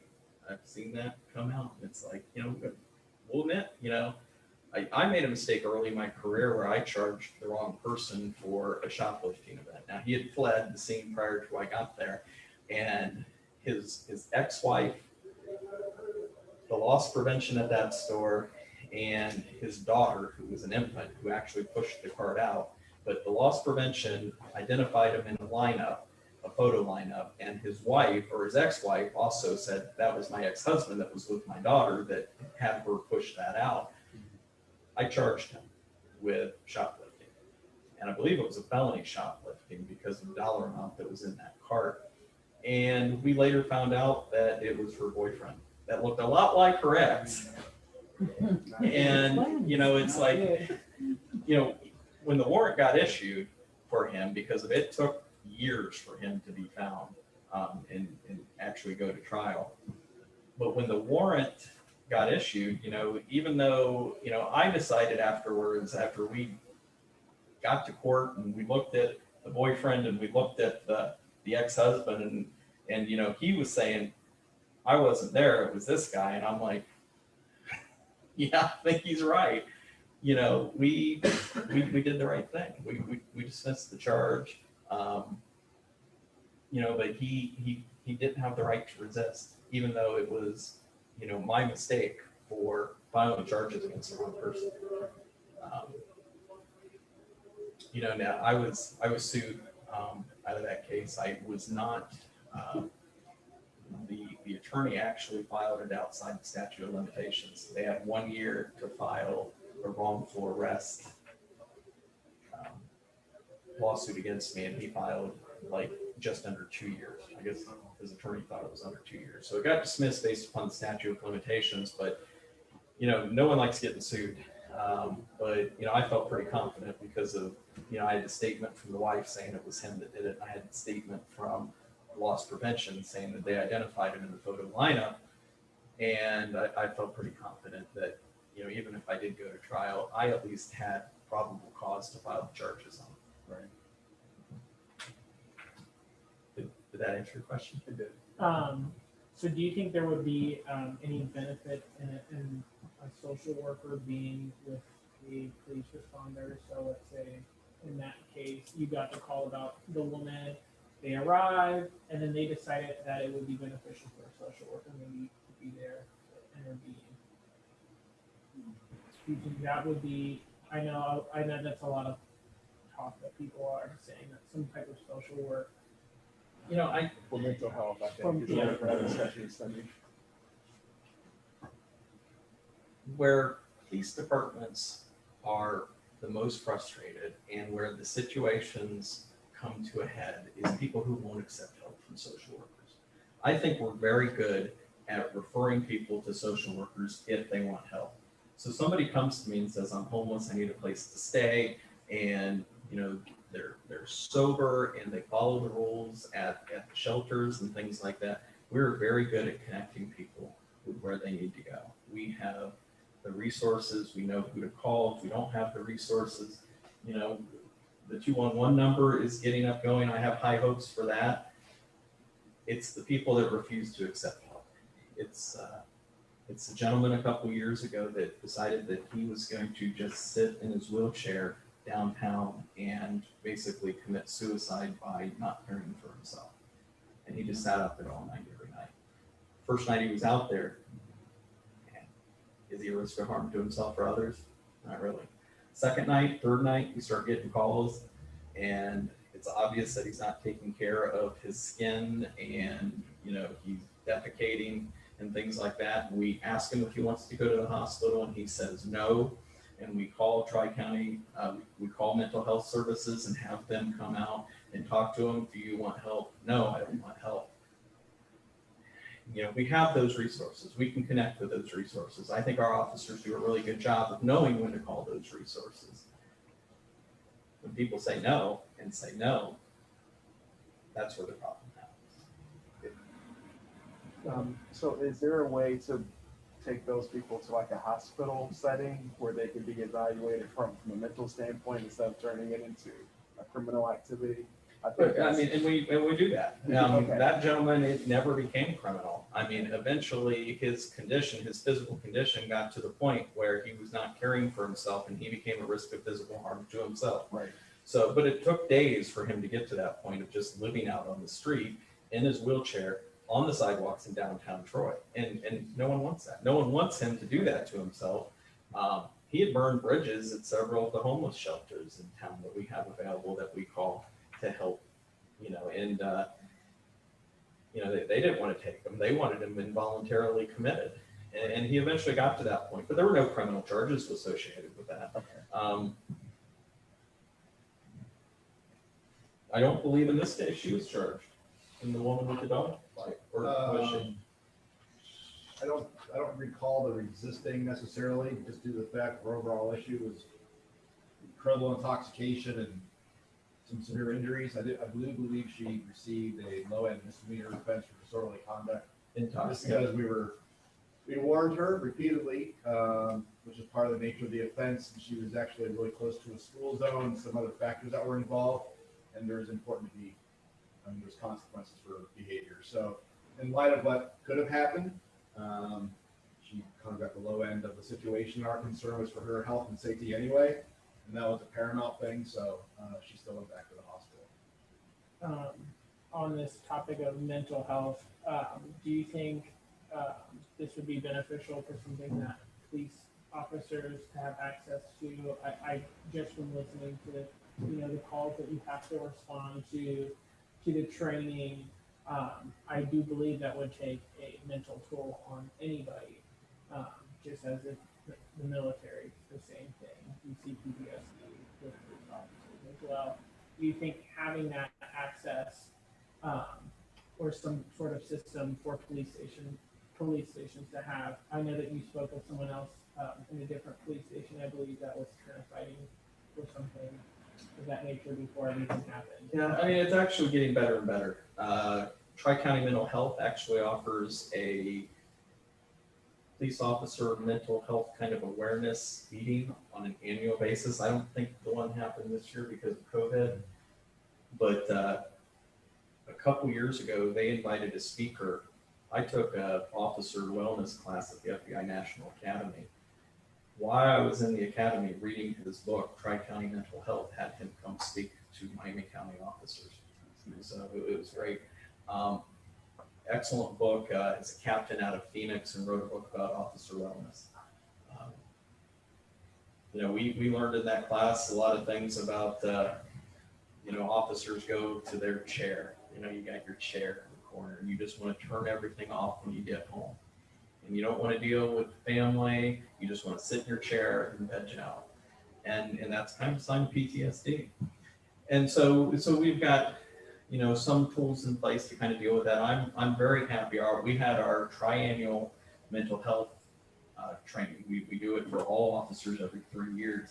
And Tri-County Mental Health, when they came in, a block of their training was officer wellness this year. So I was very glad they did that for us.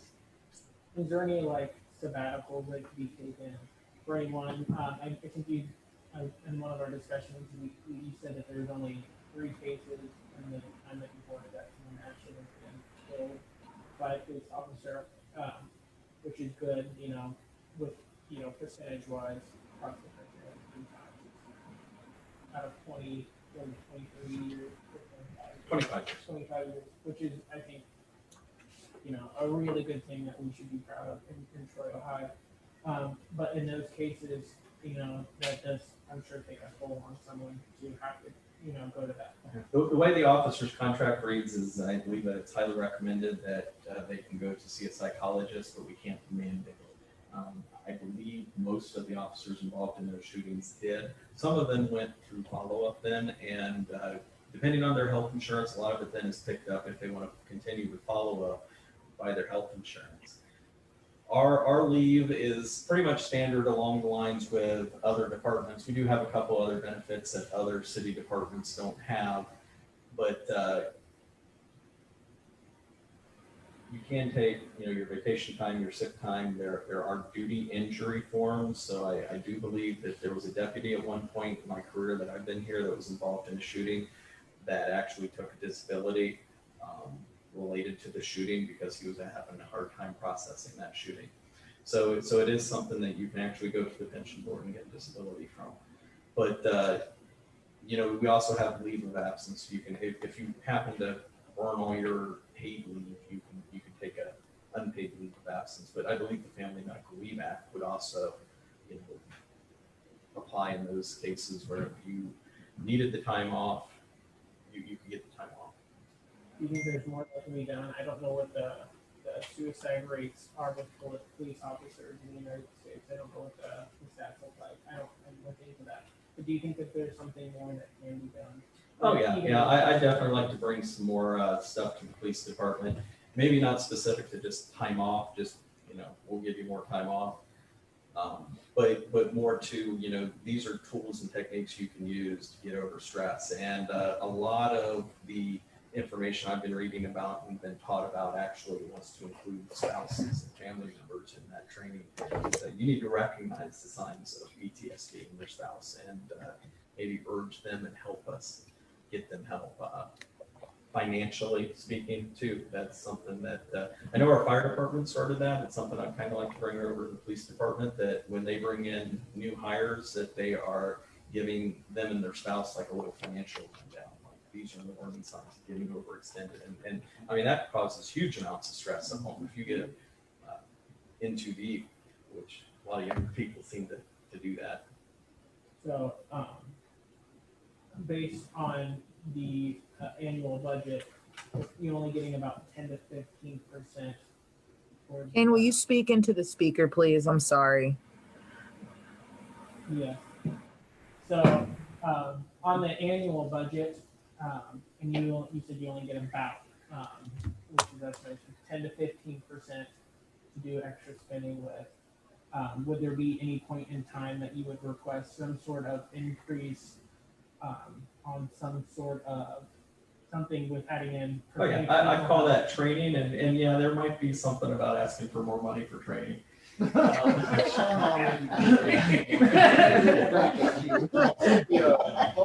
Public entities also provide free, up to a certain amount, they can be reminded how many times that is. For all their public employees, regardless of just what profession that you're in, that's called employee assistance, so that we can go at any time. Is it up to 5 or 6 a minute changes? Yeah, it's the EAP, and it's a citywide benefit. I believe the standard number of interactions with a professional is 7, but it can vary based on the severity of, the incident or the reason, and, if there's follow-up that is recommended. So in addition to those regular trainings that we try and find, and just law enforcement specific, the public employer, the city, in this case, since we're dealing with that, also extends that to all of their employees, regardless of the situation, to a certain amount of time as well, which is always available, whether you work in the city dump to the electrical department, whatever it is, that's also available citywide. So it's also. I guess that kind of brings up, in a worst case scenario, we can send an officer to a fitness It's for voluntary. exam if we feel that they cannot complete the job or do the job anymore. That could be psychological or medical. Okay, I'm sorry. The mayor's right. It's a voluntary resource. So again, that's not listing it. But it's Well, we didn't talk about this beforehand, but we can, it's unusual, but we can include that as part of kind of alternative discipline. If there are actions that may be because of some underlying things that we may think's going on, to your point about sabbaticals and self-awareness, we can lead the horse to water, but, we're dealing with some folks that took a job they wanted to take, knowing that it's very stressful, so they in many ways have different personalities than we do, and that's good. But there are some times when we have to say, okay, you need to take a time out, and while you're in timeout, we want you to see someone, we want to make sure that you're okay. And it's for your own good, whether you like it or not. So rarely we can do involuntary. We don't use it very often because it is a tool that, I'm going to use for. I didn't mean to go into the weeds there. There was other options, I guess. Sheriff Duchek's actually contracted recently with a company to come in and do some evaluations for his people. It's mostly voluntary for the people that I think are in it initially. They have an initial screening, and then they talk to them about any areas that are problem areas and things like that. He spoke very highly of it. I actually went to an initial presentation of that. It sounded pretty good, but it was very expensive. Tri-County Mental Health also went to it. They are now working on trying to offer scholarships to other departments in the county to go to that. So those emails just went out maybe a week ago, they said, hey, would you be interested in a scholarship for this program? And I was like, yes, definitely. I don't have to ask Patrick for the money if I get a scholarship, but Tri-County Mental Health is an excellent resource for us, not only for, people we deal with in the public, but also for our own officers. And they've definitely stepped up and taken a lead in offering that. So in that same vein, I'm thinking about where you're noticing, say you have an officer who's noticing another officer that is experiencing difficulties that probably need to see support, right? But you have what they call the blue line, right? How does your organization address another officer having the ability to report what they see as an issue or a potential problem in a coworker? Crossing that blue line. I don't know if we have a specific policy that addresses crossing the blue line. I would hope that all of our sergeants are open. Our first line supervisors or our sergeants are open to somebody expressing this to them, or to another officer, and eventually if it's not the sergeant, it's the captain, it's hopefully somebody in the department that this third party officer would be willing to open up to and say, hey, have you noticed this behavior? I really am concerned about it. I don't think that there's anything formal in policy that says that that there's a person here or there. I think maybe city policy, it talks about harassment or other kinds of workplace violence threats, and they can go to basically anybody in the city to report that, whether it be me, whether it be the HR director, pretty much anybody they can go to and express that. Specific to those, now a lot of our things, Air Force, right? We're supposed to follow the chain of command, but those specific complaints, they're allowed to go outside their chain of command. Yeah, and it's not usually a complaint as much as a concern. Right. And so, with Sean's predecessor and already working on Sean, we are very, very thorough in our screening process before we hire someone. When I say very, you could take that to the nth degree. Okay. Now that's very good. Sometimes it leaves a vacancy longer than we'd like, but being thorough in our case has meant we've got, a good group, a loyal group, one that wants to be there for the right reasons, wants to do the right thing. And because our sergeants, like most departments, are working sergeants, and they are a very cohesive group on the ship, one officer may pull the sergeant aside and say, I'm worried about Sean. We're all worried about Sean, but I'm worried about Sean. You might want to keep an eye on him. So, it's never something like that. I can't recall ever coming to my level or Tom's level, the HR director. I would be kind of concerned if that happened, because if it happened, it must be something really, really big, and somebody really, really missed it for it to get to that level. We've got a totally open door policy. It is part of our policy that there are certain mandated things where you don't have to worry about the chain of command at all, the obvious ones, but anything could happen, and then we just all try to work together to get through it. Because obviously there's something going on that we're concerned about the officer, and that's why we have the EAP, and that's why the state law allows administrative leave with pay, without pay, whether it's disciplinary or not, just so we have all the resources we can to make sure that the officers are in the right state of mind.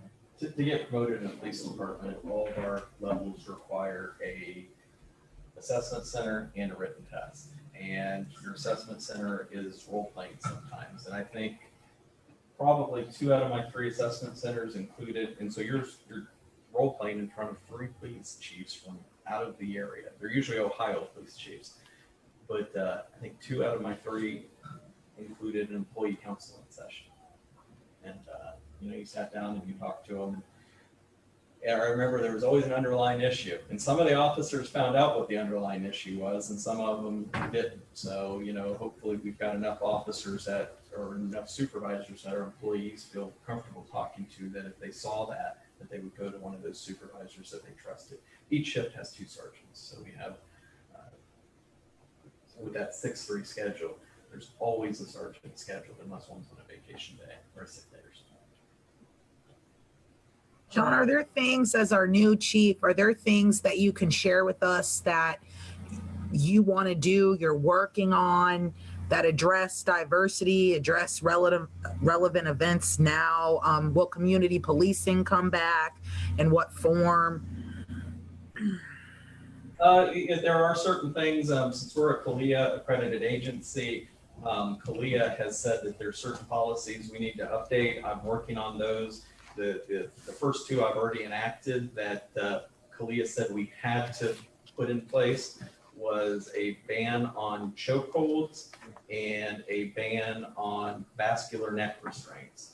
I was unaware that there was a difference. My academy training did not teach either. They basically said that we don't teach them, and I went to the Ohio Police Officer Training Academy in London, which is attached to the certification part of the state of Ohio. Our defensive tactics instructor said, I don't teach them. If you do know them, know that they're deadly force if you use them possibly. So I wasn't even taught them in the academy. Talking around the police department, I guess some academies would teach those. The CALEA requirement that they came out was chokeholds are banned. Can't do chokeholds because of the damage you can do to the windpipe. Vascular neck restraints were restricted unless you do annual training. I talked to Captain Mumford, who is our defensive tactics instructor right now. I'd like to get another one trained.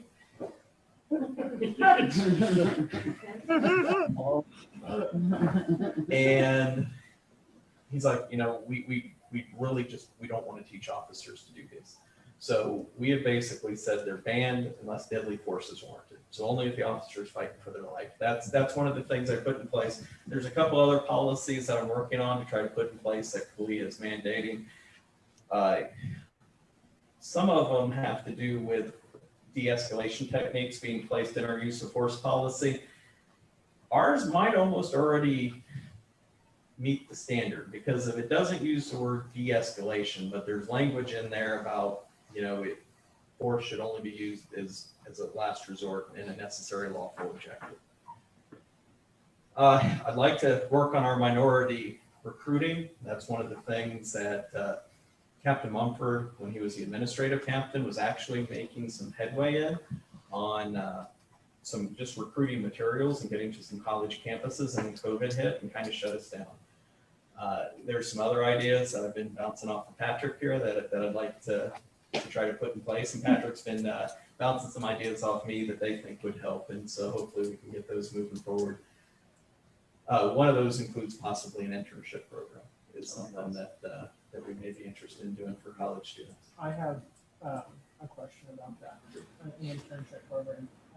I do believe some police stations in Ohio do offer a high school internship. So this could be something that could be paid or unpaid, depending on what your choice is. You could do a 4-hour course, 4-hour, 5 days a week within after school. And you could earn some sort of credit if you don't want to do it for pay. But I think something that you could look into, maybe a multicultural voice and perspective internship.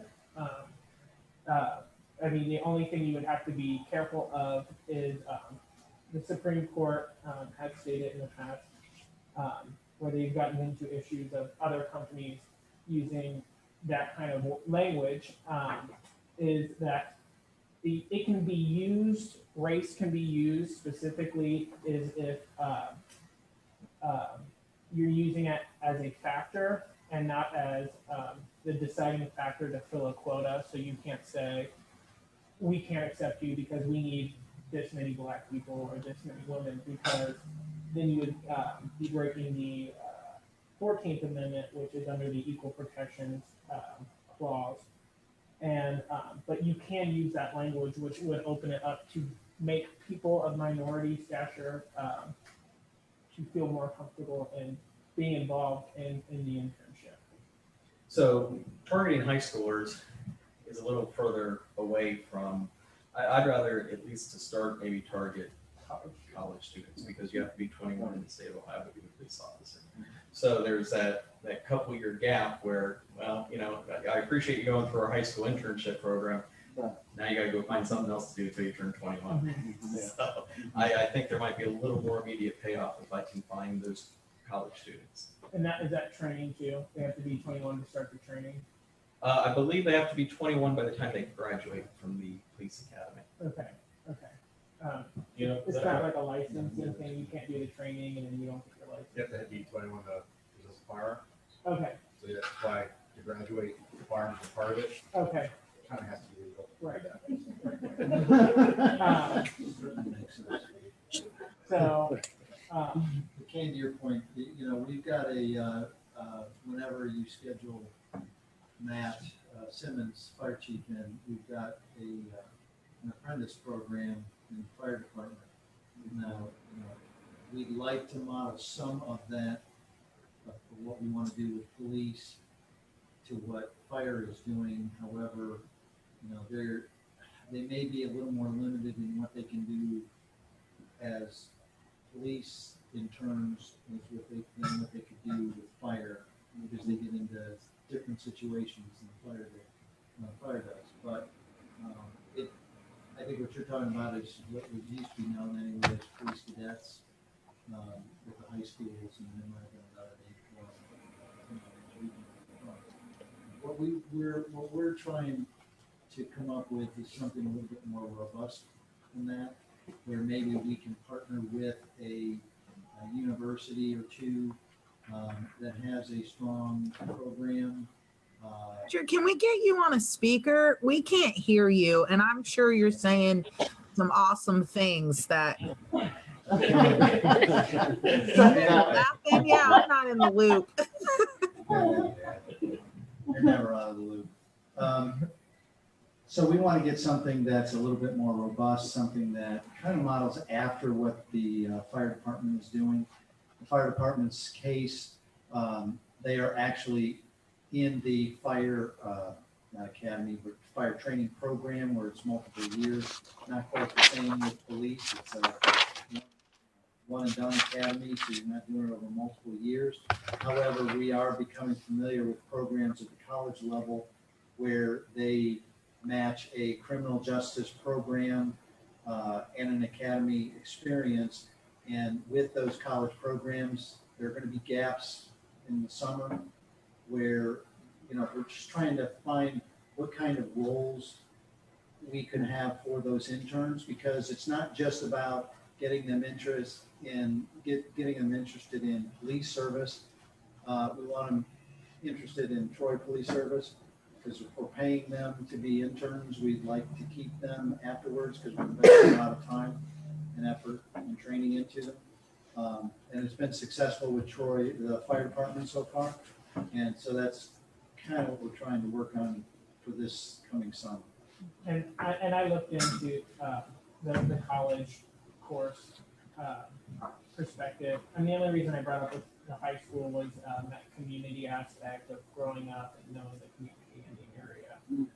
And that's the only reason that I specifically brought up high school. But I think even just the college one is great too.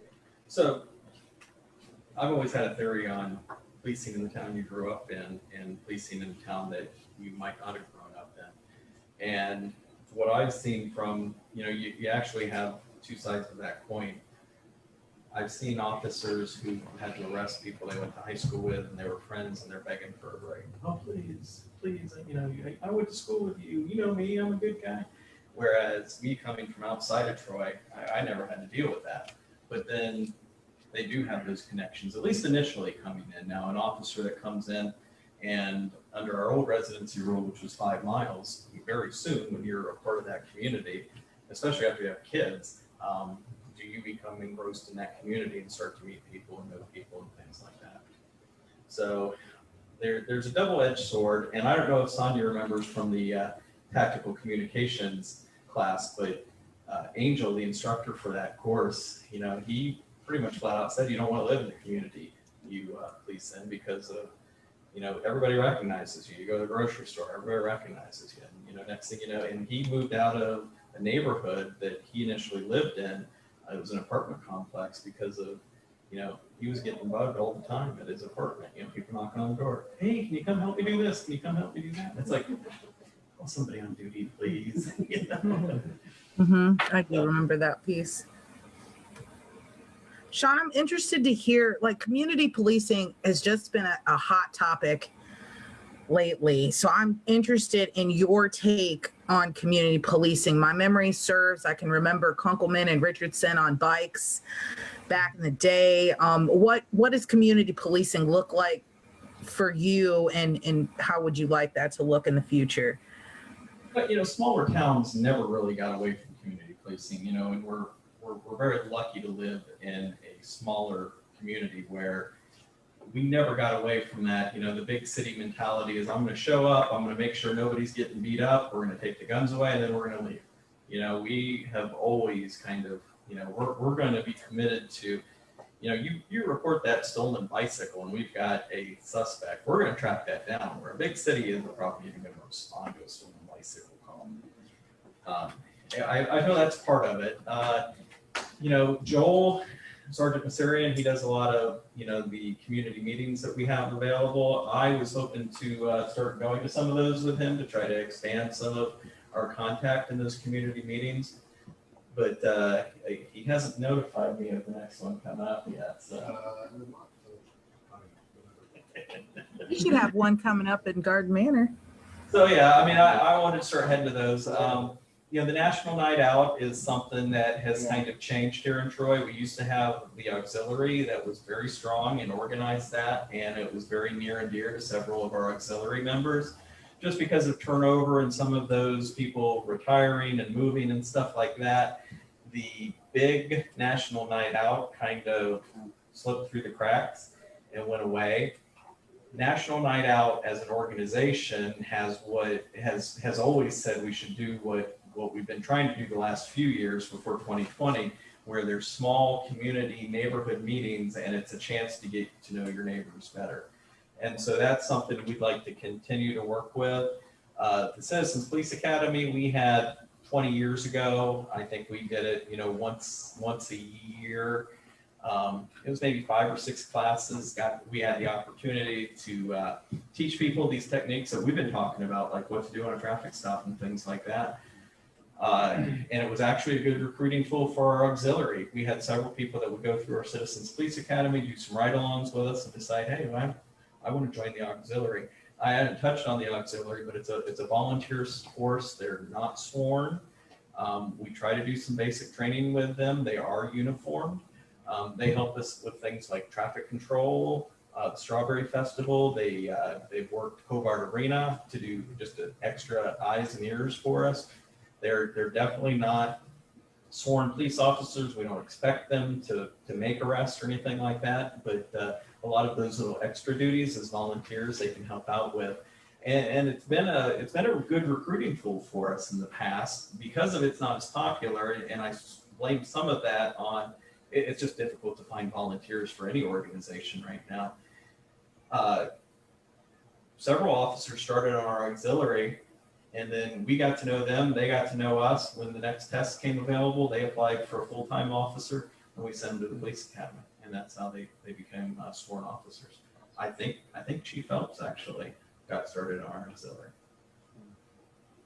And my last question, another popular thing that has came up in light of George Floyd is the Civil Service Oversight Commission, or some type of oversight commission. As you mentioned, you do thorough paperwork on every act of force, I think. I'm sorry, I don't remember the right words, but what's your opinion and thoughts on, or is there already something that serves as an oversight committee so our citizens know that there's that layer of protection for them as well? Every response to resistance report and every complaint is reviewed, and those are in policy. We have a set of findings for complaints. There's 5 findings: unfounded, justified, not enough evidence. I forget them off the top of my head. I've got them in my notes here somewhere. But we review all those. If it's a serious enough offense and we believe that we could not be impartial, we would probably ask an independent law enforcement agency to come in and investigate it, whether it be with our officer-involved shootings, BCI, the Ohio Bureau of Criminal Identification and Investigation, or whether it be a neighboring law enforcement agency. We do not go outside. I've been reading a little bit about outside review agencies, and that is a very big and different step. I mean, some of these bigger cities have huge budgets for their review committees, and they have their own investigators. The investigators actually conduct the complaint investigation or the use of force investigation. Some of them just review the internal affairs investigation. Some of them review the chief's decision and either approve it or disapprove it. So there's a lot of different wheels to that, and everybody on a civilian review board, I guess, needs to be trained in, what's legal, what's not legal. Obviously, the officers want them trained in what their use of force policies are if they're going to judge, if that civilian review board is going to judge whether or not it's within their policies. So they want them to know those policies. So there's a lot of wheels and stuff to that. It's a big undertaking. Thank you. All right, so Sean, thank you very much for coming out this evening and presenting. I know it was extremely long, so we would hope to invite you back, to talk about some other things. So thank you very much. All right. Well, I could go on forever. Yeah, you look like you got lots of energy up there. I've got tomorrow off though, so I'm Okay, good. Oh, that's yeah, Stress release right there. Thank you. now we understand. Thank you so much. We appreciate it. Thank you. turn this off. Thank you for your time, Sean. See you, Thank you Sonia. very much.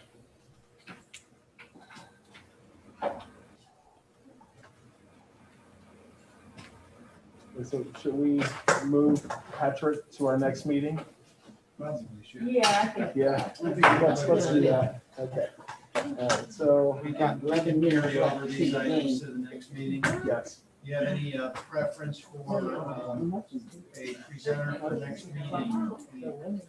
I think if we could have you go through a short presentation. You were scheduled. Yeah, I was just kind of a backup. Oh, you were just assisting? For Okay, Sean. gotcha. Yeah. All right. Just So to we'll rescue skip you and then. him, so. Well, let's talk about the next person. We could go, so we've gone a couple of meetings without dealing with the overall speaker list, so we really got to get to that. Yeah. And talk a little bit just further about general housekeeping type stuff. So maybe that may be a good meeting to suggest that Lauren, our communication coordinator, come in and talk really about our communication strategy with the city and what we can be doing to I think that would be a do some of great the idea. outreach and marketing. I know she's been putting together some things as drafts for materials.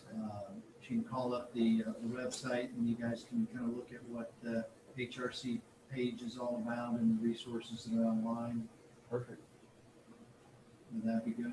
That sounds excellent. And also, well, from our last employment challenge meeting, we Yes. had, we talked about Companies? Hobart and, Hobart. Well, what we could do if we know 4 weeks out, I'd like to give them some, lead time. And so Okay. maybe maybe I'll reach out to them for 4 weeks from now. And that way we have the next 2 meetings scheduled hopefully. I'll be meeting on November 12th. I just want to get them, I mean, because we had a really good employment challenge meeting last week, It was and I don't want it to sit. So the 29th, we'll have, 29th, we'll have Lauren, and then the 12th, we'll look for Hobart and maybe Not right, Tourniquet okay. and Yeah. Penang.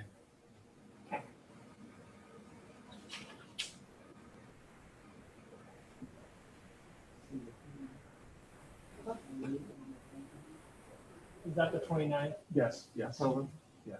Now on 29th, Lauren will be. I'm sorry, I the speaker. thought you were asking the date of the, Yeah, So the next meeting is the 20th. is the 29th of Oh. October. And then after that will be the 12th of November. Yeah, we're still meeting on the 29th. Yes. So Lauren will be presenting on 29th and November 12th, the companies will come. The 29th is trick or treat. Oh, is that Halloween night? It is. Okay. So we probably want to, we sent out a message about that, didn't we? Yes, I already inquired if the commission wanted to meet.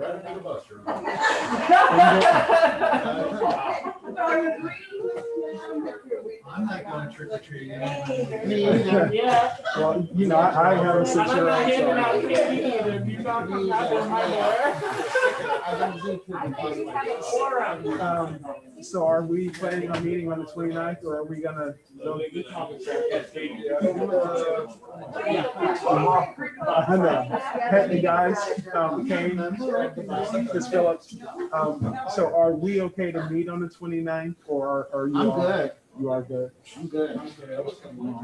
Yeah. Okay. I know that the only member who was not able to attend on 29th was Jordan. I'm sorry, was Jordan? Jordan, yes. Okay, all right. And Sonia. And Sonia Sonia, too. I The cannot. rest of us, Okay. Yeah, you see that cute grandbaby, he's got to hit the streets for his candy.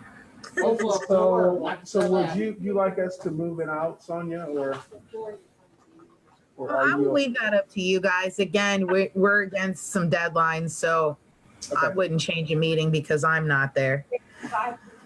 okay, all right. We will Yeah, and I'll still try to attend depending on what's going on with the world. Okay.